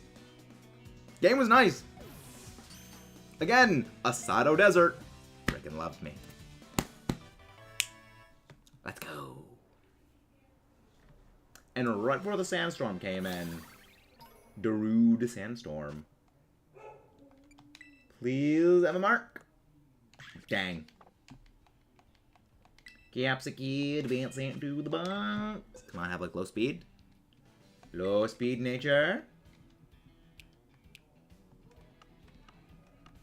But we got ourselves a spicy little pepper. Again, right as I was saying, I wonder how many shinies we've gotten while hunting Froakie. Again, proving case in point. But I mean, that gets rid of one of the shinies I was actually very, very worried about. Because, I mean, Capsicid's just annoying to hunt, but I do like it. I am glad, though, that Capsicid isn't better competitive... Well, not Capsicid, Scovillain, that's the name of it. I am glad Scovillain isn't better competitively than it is, because Fire Grass is a really awkward typing to deal with. And when you have a Pokemon that gets Stab, Fire, and the ability Chlorophyll, it's more than a little scary, especially when like it also gets like Stab Solar Beam. So like it can delete water types. Because Solar Beam is a strong move. It's a very, very, very strong move. But a lot of water types can somewhat solidly eat a Solar Beam from like a non-stab fire type. A non-stab Solar Beam from a fire type, they can generally live unless it's something like, say, like Solar Power Life Orb Charizard.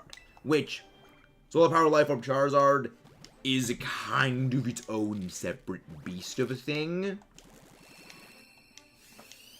But I honestly think, like, Scovillain, if it had better stats, would be a force, competitively speaking. Because, like, it has good moves. Like, Grass and Fire synergize extremely well. You pair it up with special stats. You pair it up, like, give it special out. Give it Sun.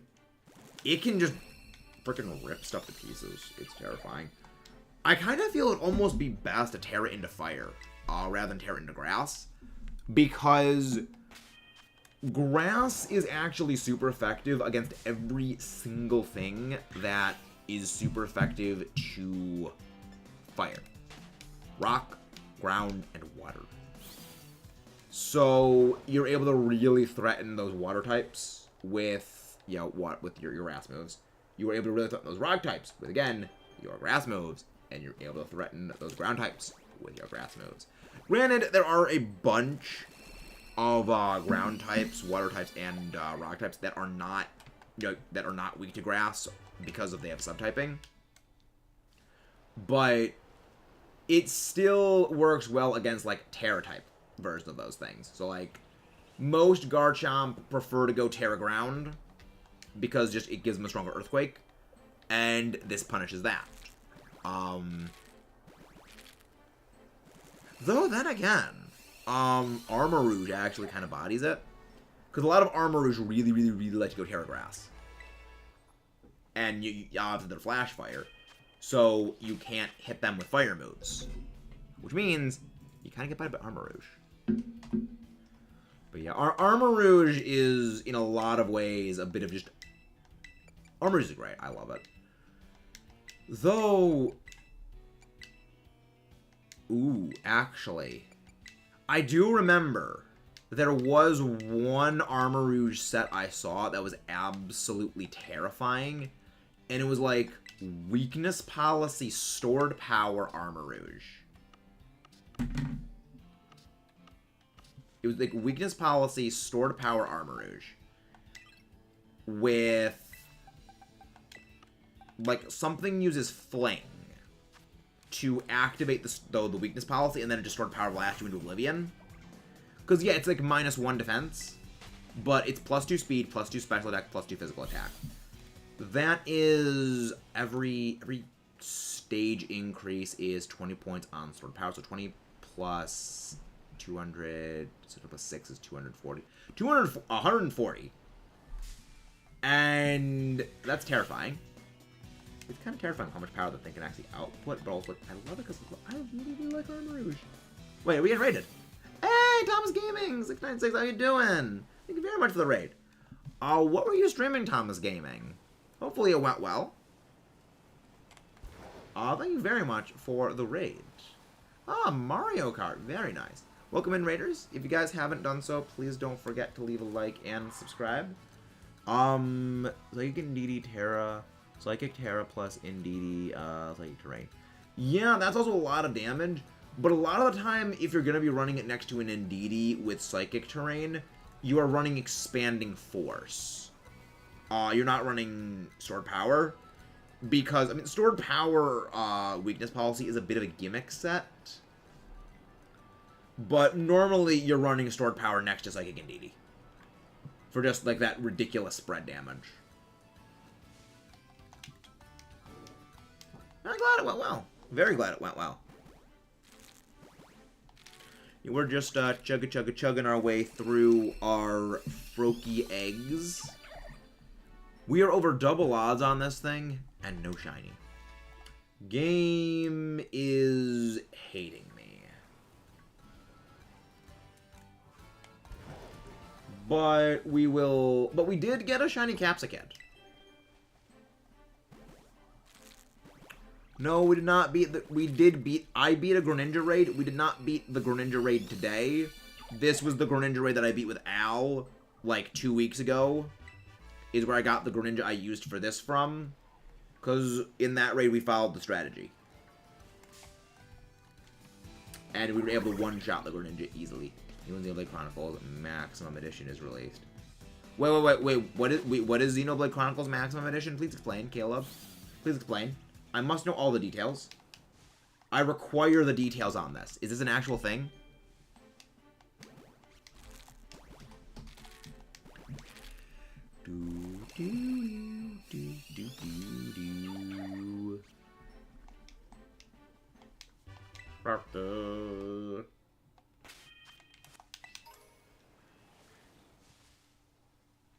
You're not Johnny, are you? No, you are not. I always have to check the Flabébé, because it's so tiny. It's like Xenoblade Chronicles Definitive, but way better. For example, Charlotte's usable. Ah, so basically, it's a Xenoblade ROM hack. Yeah, I honestly kind of am glad Charlotte's not good in base Xenoblade Chronicles. Because I feel if they made Charlotte good, she would be just insanely broken. Having, like, an actual healer who can do out ridiculous amounts of damage. Or a healer that, like, has no penalty for healing. I know, but, like, that's essentially what ROM hacks do. That is essentially what, like, the base of ROM hacks comes from, is an idea of a slight change, then, like, it spirals off into, like, its own thing. Like, Renegade Platinum is a ROM hack of Pokemon Platinum, but it adds in a lot of, like, things like fairy typing. It adds in, like, things that are kind of made to mimic how Megas of Pokemon were, like, giving some increased stats to make them more usable. It is a bit of, like, the same brain pathing that, ROM hacks follow. Hey, Sassy Nature, that's the exact nature that the Greninja raids are. Charlotte only perks are healing and headshot. She does have a daze art, though. She has a break and a daze. So, she actually can be useful for break topple daze locking.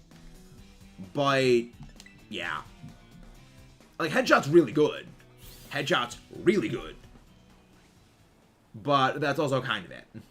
Like, you're bringing her just for headshot, because does she have any other red arts? Now that I think about it. I don't think she actually has any other red arts, aside from headshot. Which, like, headshot is a freaking unit of a move. It does a lot of damage if you can trick out on a chain attack. But the issue is, like, getting a chain combo.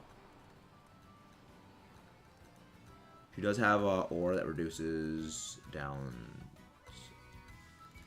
of all hearts by a lot. Oh, cooldowns of all her arts by a lot, yeah. Like, she's got, like, some decent arts. The issue is, it's the rest of her kit. Like, one or two good arts can't really make up for Charlotte's whole kit kind of not being great. Because, like, the thing I like about her kit is, when the heat gauge on the rifle is low, her healing arts heal more. When it fills up, they heal for less. But when the heat gauge is low, her damage arts do less damage. When the heat gauge fills, she does more damage. That's kind of a problem. Because, like, the idea is, okay, you use a couple healing arts, then you start using your damage arts after a while, and then, just rinse and repeat. Problem is, you don't always need constant healing. She does have auras that reduce.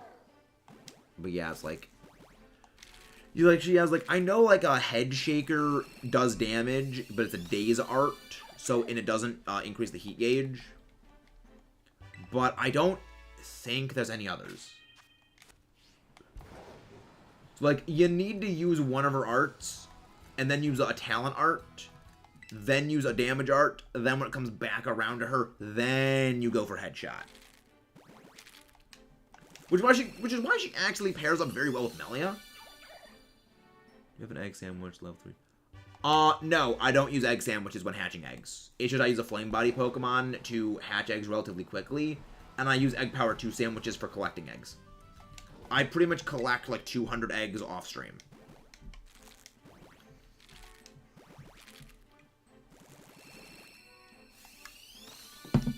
Yeah, I just use the Great Peanut Butter Sandwich for egg power level 2, because I don't think egg power level 3 is worth it to use. It requires Herba Mystica, and you only get like 60 eggs out of it. I think like a little more than 60 eggs out of it. But doing egg power level 2 sandwiches and just like every 5 minutes just spamming A to collect all of them, you get between like 52 to 57 eggs, so you get just about the same amount, and it's way easier to get them. Or Charlotte not even useful in either course. Yeah, like, she's good for super bosses. And she's helpful against some of the super bosses, because they're super bosses. But there is actually one super boss that does drop heatsink crystals, which make Charlotte a bit more usable, because heatsink crystals reduce the talent art filling by a lot. So like she can use her arts more frequently without getting locked into cooldown mode.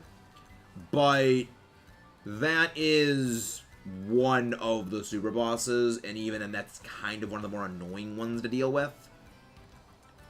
Because like, it's not the highest level. I think it's like the 3rd highest level, but it is annoying because it has a couple of field conditions, and also ridiculous long range.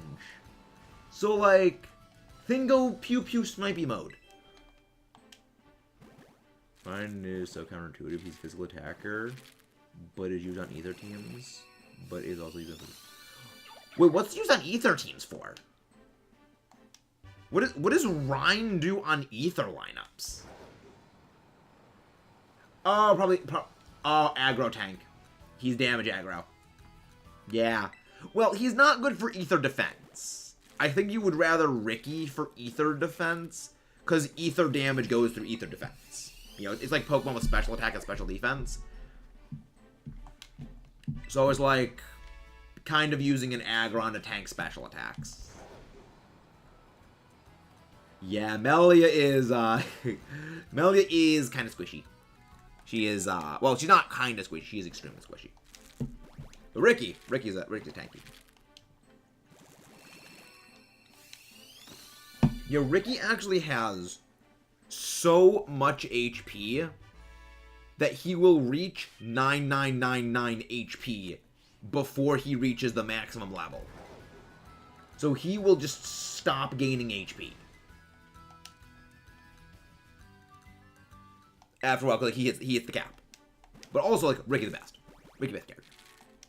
Be like, Ricky can literally be splashed onto almost any team, and he's good. Like, you have yet to see the absurdity that is Ricky's affinity links.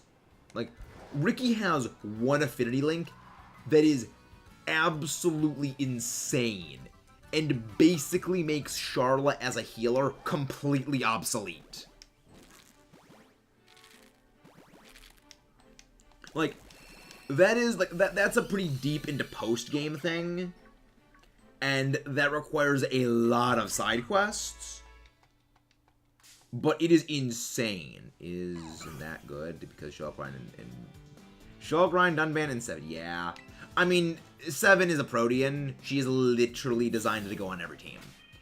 But, like, you use Ricky for those teams if you need a healer.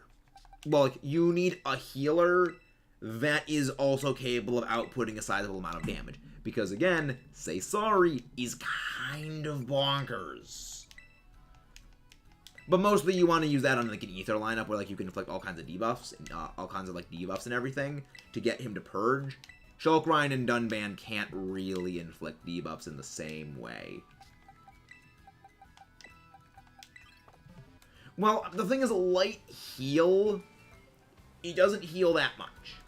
Ricky has a much better healing art, and his skill affinity link that he gets with another branch, like there's an unlockable one, and the skill he gets on that is absolutely insane as a healer. Like, I don't think you will be able to conceptualize how good of a thing this is when it seems like it will be incredibly innocuous. Like, it is actually absurd how good Ricky is with this one skill. And you can link him to other things. I think. I don't know if you can actually link that skill to other characters. I think that might be a circle link. Do you need Ricky for that? But Shulk and Donban take little damage because Ryan's taken. Ryan's taken little damage because he's Ryan. Also, Light Heal is broken. Yeah, but just remember, Light Heal does generate volatile aggro. So, if you use Light Heal too much, it will draw aggro over to him. Because also, Shulk does a lot of damage. And aggro is proportional to damage. Like, Donban can tank damage because he's an agility tank. He just avoids. He just dodges everything. But yeah, it's like, I love how late game you just go glass cannons. Just go absolute glass cannon status and just crush everything. Plus, Blossom Dance is awesome. Blossom Dance is just absolutely a top tier move. Mad Taunt only making 4 tactic charges done. Yeah. Yeah. The funny thing is, as you go throughout the game, you pretty much will not use Mad Taunt anymore. You just use Mad Taunt to fuel Magnum Charge. Is what a lot of people start doing, like, towards the end of the game with Sword Drive. Because, again, Magnum Charge Sword Drive is kind of insane. I love the amount of damage you can do with a 5 times chain attack Magnum Charge Sword Drive. It's just seeing the numbers that pop out of monsters' heads when you do that is insane. I think, like, he can deal over 100,000 damage to, like, even level super bosses. It is ridiculous how strong Ryan can be. And it's why we love him.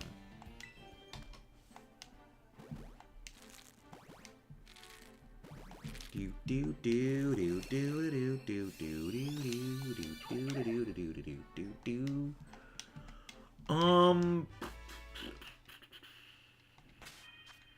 Sandile. Sandile is adorable. Sandile is a highly adorable little sand crocodile. I love them. But yeah, 39 eggs left until we clear out all of them. Yeah, we will not hit the odds for what were our worst shiny hunt.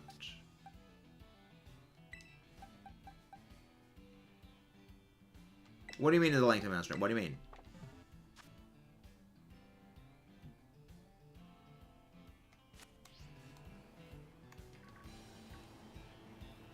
I'm not looking forward to shiny hunt and relore. That's gonna be painful. Yeah, this is one of the reasons why I'm going through, like, these areas. These are the areas where I know there's a number of, like... That link leads to this stream. I'm not... What do you mean? I'm not sure what you mean by that link leads to the stream. You mean... That goes to the going live thing? Because that should lead to the welcome section.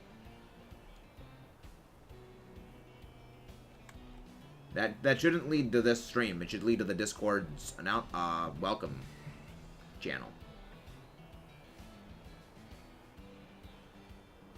So I'm pretty sure if you're already a part of the server, it doesn't take you to where it normally does.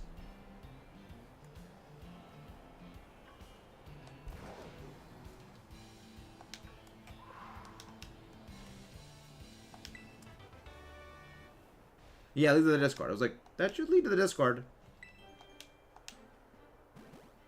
That's weird. That's a bit strange. That's odd. That should not be happening.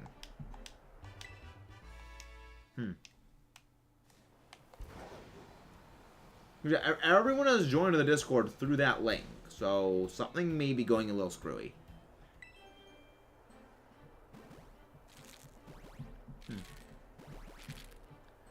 This is okay.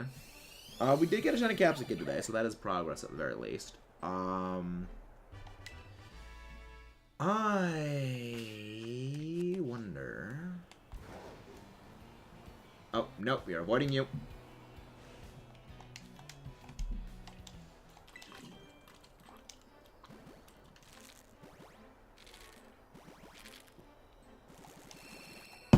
What do you mean to the exact same link you posted? You mean the link that is in the Discord Nightbot command? Or... I'm confused.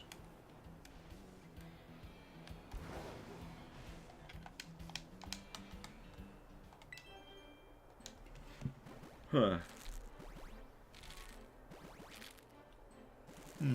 Interesting. I'll have to look into that. I will need to look into that. Copy the URL and paste it.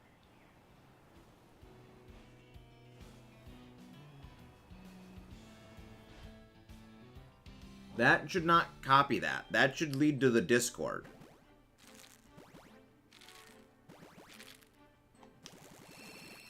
I mean, the only thing I can think of is that that isn't like a web address. So posting that to a URL page may not work the same way. That's weird. Okay. We are going to actually be pretty close to what the Rog and Holo was at when we finish out the stream. I kind of wish I'd been tracking the number of perfect IV ones I've gotten along the entire thing of this, but I just didn't care to.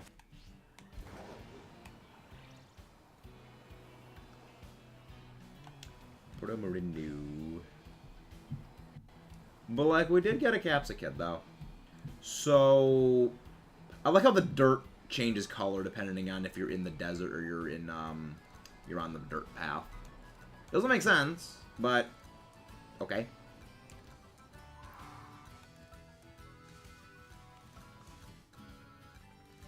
Nope. Anytime I see any of those, I always have to go check them because I know they don't change that much for Starly and Starly's shinies. I know they don't change much. Starly actually changes a little bit. Staravia doesn't. Staraptor, I know, like, the hair's blue. Let's go check again our Proto-Marindu auction house. Last one for the stream, most likely.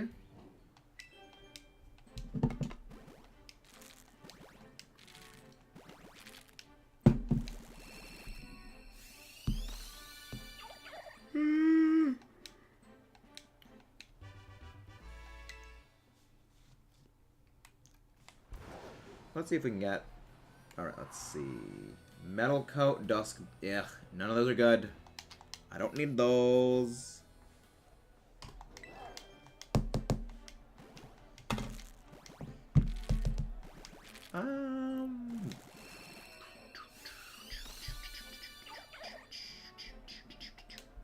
It's not shiny. Because a shiny doesn't exist. Shinas don't exist in this dojo.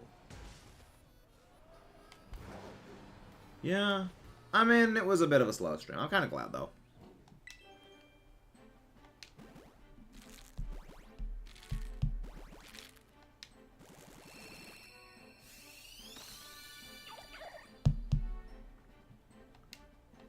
Yeah. So, yeah, we'll finish out these last 30 eggs, and then we'll end off. So, we'll be ending a little bit earlier than our usuals. End time, but I didn't expect to get through the eggs this quickly. I guess from now on I need to keep in mind, okay, so I can go through 6 boxes of eggs this quickly. Well, this quickly as in, like, you know, 2.5 hours. So I may need to stock up for more. Freaking Wattrell! I hate you. You annoy me. You infuriate me, Wattrell. That's why I'm really looking for. I think, we know Bombardier is not a rock type. It gets a rock type stab because of its ability, but it wouldn't be a rock stab move. Yeah, flying. Wait, levitating ice type. Cryogonal would actually be really good for getting rid of those. Because, like, it has levitate. It's float. It does floaty things. Well, then again, Fluttermane also does float around pretty quickly, so that would also probably help.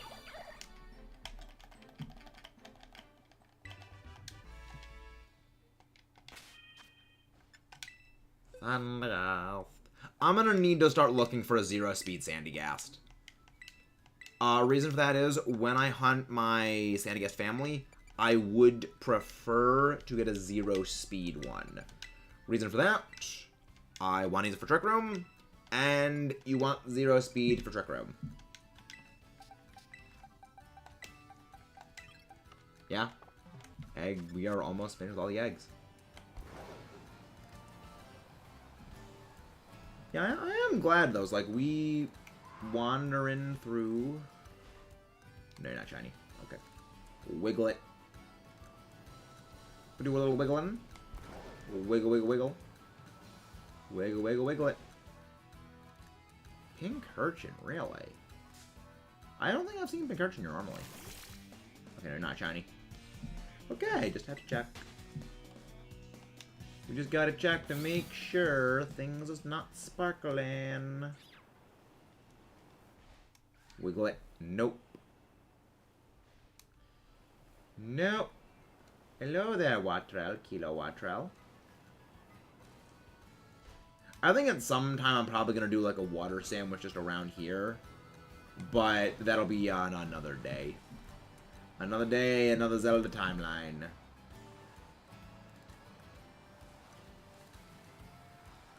But we will have to do that eventually. It's kind of the only thing that I don't like is some of the shinies can be a little hard to see. I mean, I get why they removed the sparkling aura from things, because like people did exploit that to insanity when it came to Legends, and they wanted to like actively counter that. But I don't think removing the sound effect, removing the sparkling aura, and nerfing flying was all necessary. I think you only need to do like 1 or 2 of those. And by 1 or 2 of those, I mean only getting rid of the flying. Because yeah, like, shiny hunting in Legends, let's be real, it isn't you looking at Pokemon, it isn't even like going to Outbreaks.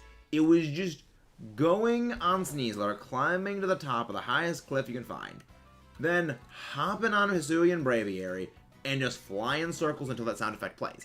If you don't hear the sound effect, just go to a different area. Just leave and go to another place. And that is all shiny hunting in that game was. So, like, I think that definitely removing that was necessary.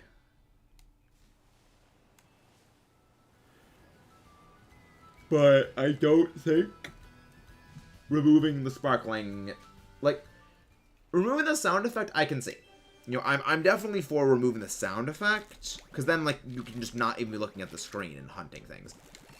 But I think removing the flying, the sparkling aura, and the sound was all a bit of a bad. I think if it had the sound effect, and removed the flying, and removed the sparkling aura, that would be good. But if removing all 3 of them, I think that was definitely a bit of a overcorrection, which, like, Pokemon does have this unfortunate tendency of overcorrecting things to an unhealthy degree. So I do hope that Pokemon Company gets better at like not overcorrecting so hard. But considering this is hardly the first time they've done an overcorrection of that degree, I have my doubts. But also, guys, again, please don't forget to leave a like and subscribe if you haven't done so. And thank you all for tuning in. You could be anywhere else, but you're spending time listening to this chuckle like talking into a microphone. Thank y'all. But yeah, we're over double odds on Froakie right now. Pain. Pain is this hunt. I kind of wish we had another, like, batch of eggs so we could, at bare minimum, tie what Roggenrola was. Because we got our shiny Roggenrola, yeah, we got our shiny Roggenrola at 1,119. We are only going to be able to go to 1,114 for eggs. For this thing. Tomorrow I'll be getting a whole bunch more of them. But it's kind of funny that nope, just 5 off. 1 entire column.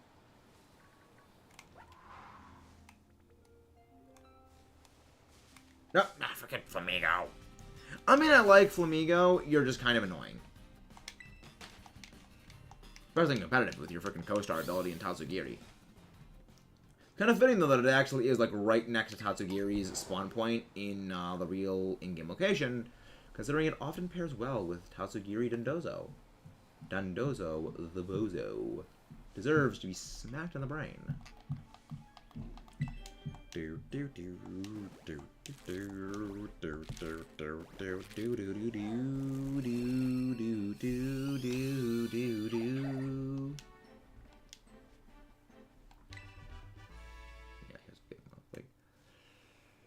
the annoying thing about my hair is when it gets to a certain length, it will hang down right here, and I can feel like it's just brushing right on the side of my face, right here.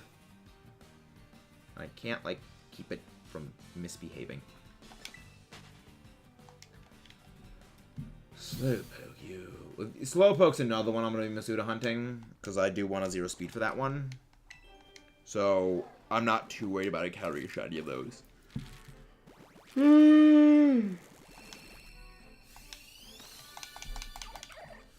Alright, Floki.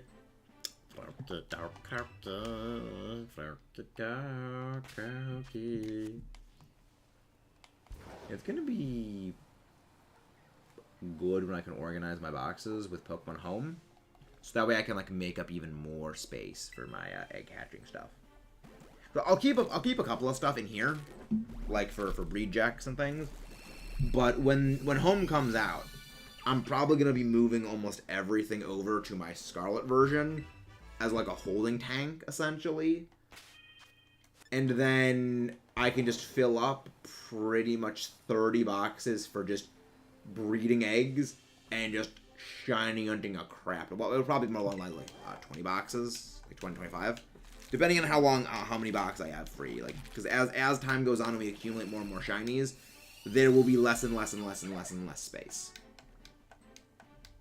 for like our shinies to be like found in.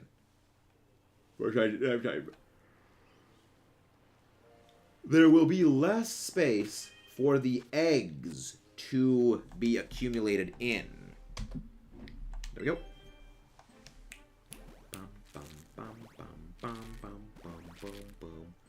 Watch this thing go into like 10,000 eggs for this. Frog. 1,000,000. 1,100 eggs. Yeah. Game be jerk. Wait. No, that can't be right. No, that can't be right. Yeah, I must have taken it up twice.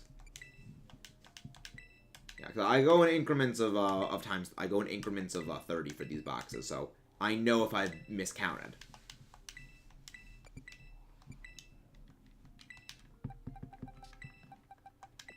Which is a very good thing. Like it's one of the reasons I actually like to keep my boxes.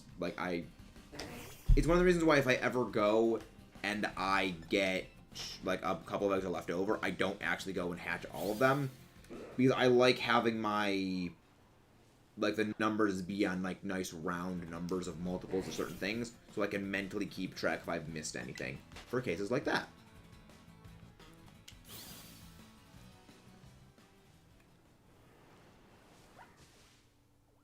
Nope. One of these days, I will stop by a Tatsugiri, and it will be shiny. I swear it will happen one of these days. I swear it! Okay, maybe not. Because game hates me.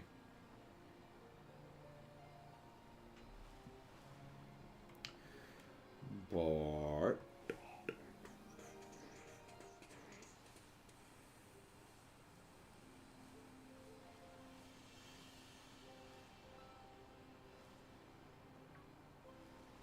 You're right. I'm fine. Thank you guys for tuning in. Yeah. Okay, winding down close. There we go. Now we're gonna be close to the actual thing. Okay.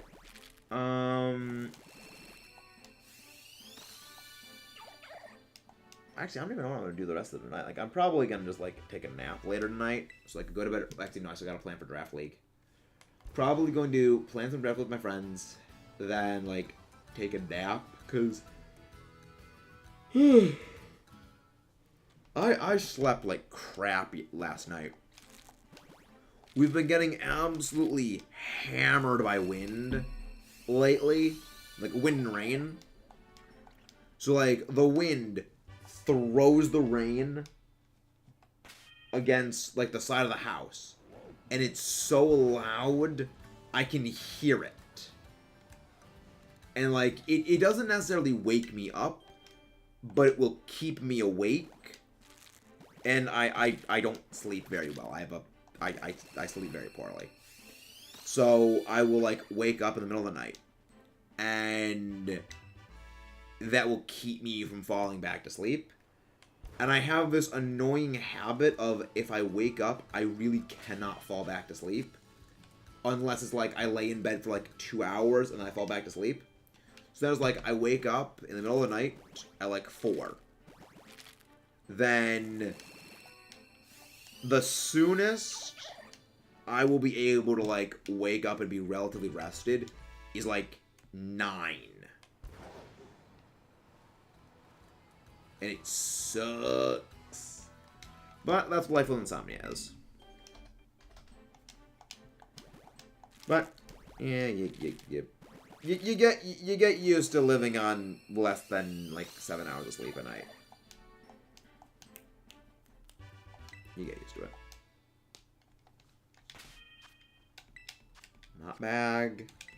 Boxes. There we go. Now we got the right number. 10 more eggs. And then let's see. Let's do it. Let's do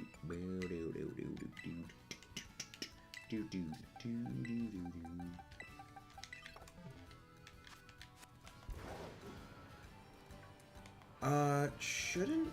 I feel like by the time we get to Glaciadio Mountain and we turn back, we will definitely have all of our eggs hatched before we reach Porto Marindu.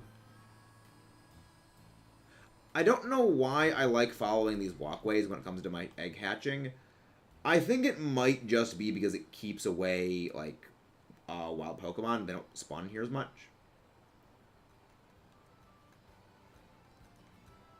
So I'm going to have a relatively uneventful egg hatching travel encounter.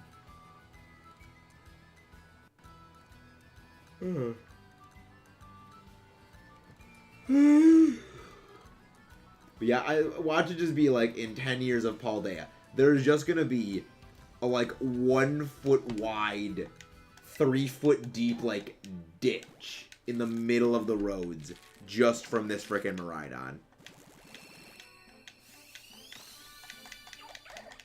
Brokey is going to Brokey.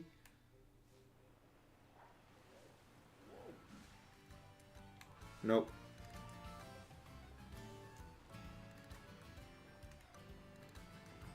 No.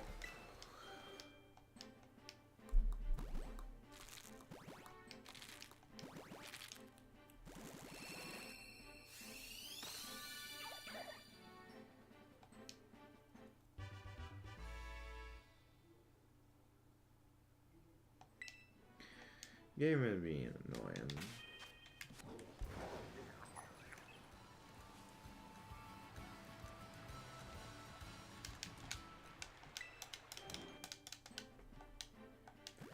I should probably start looking actually for someone to go raid. You know what?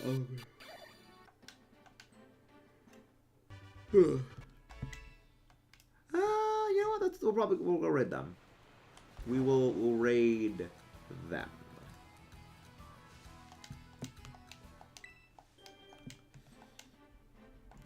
So that actually makes the narrowing down pretty easy, now that I think about it.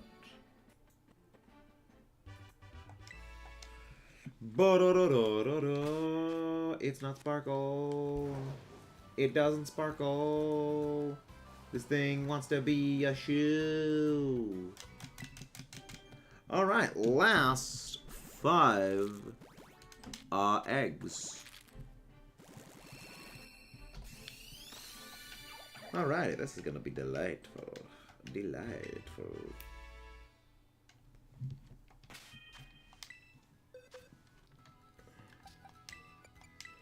Yeah, I don't breed with the Destiny Knot on, so I don't really get perfect IVs on my stuff that I breed because I don't really care much for perfect IV Pokemon because I can always just bottle cap them.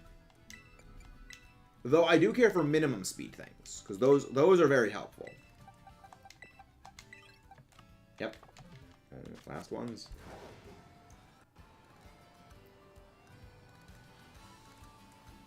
And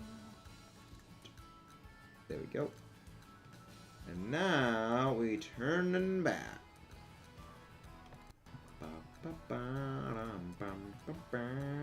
Game, give me some sparklies. But it won't, because the game is being a dork. View. Juke, and counter juke. Nope.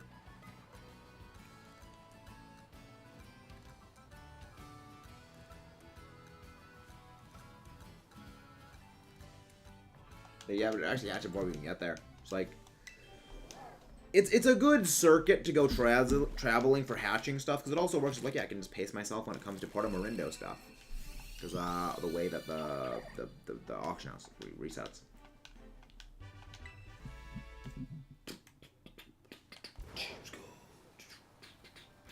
Teams go. Yeah, because like pretty much going from Medali to Glacidio Mountain and back, I think, is enough to hatch a Froakie egg. Pretty good, actually.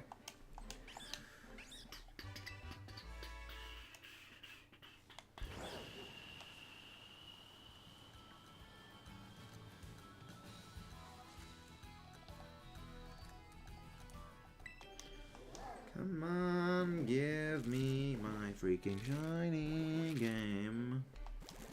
I just require a shiny little froggy. Could you please be nice, game? No, you won't. No, because game's being a dick. Foon gills. Moon gills.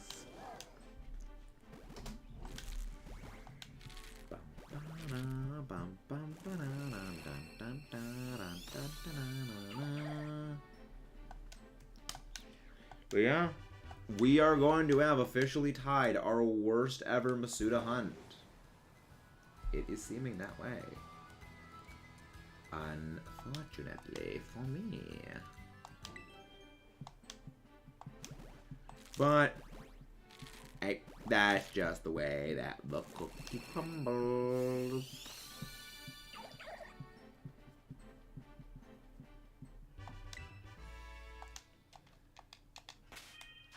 Yep. That's all.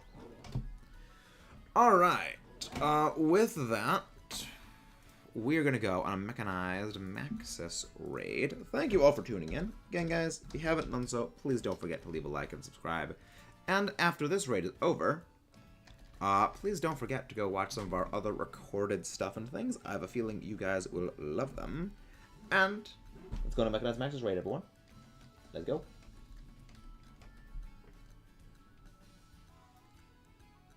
And boop.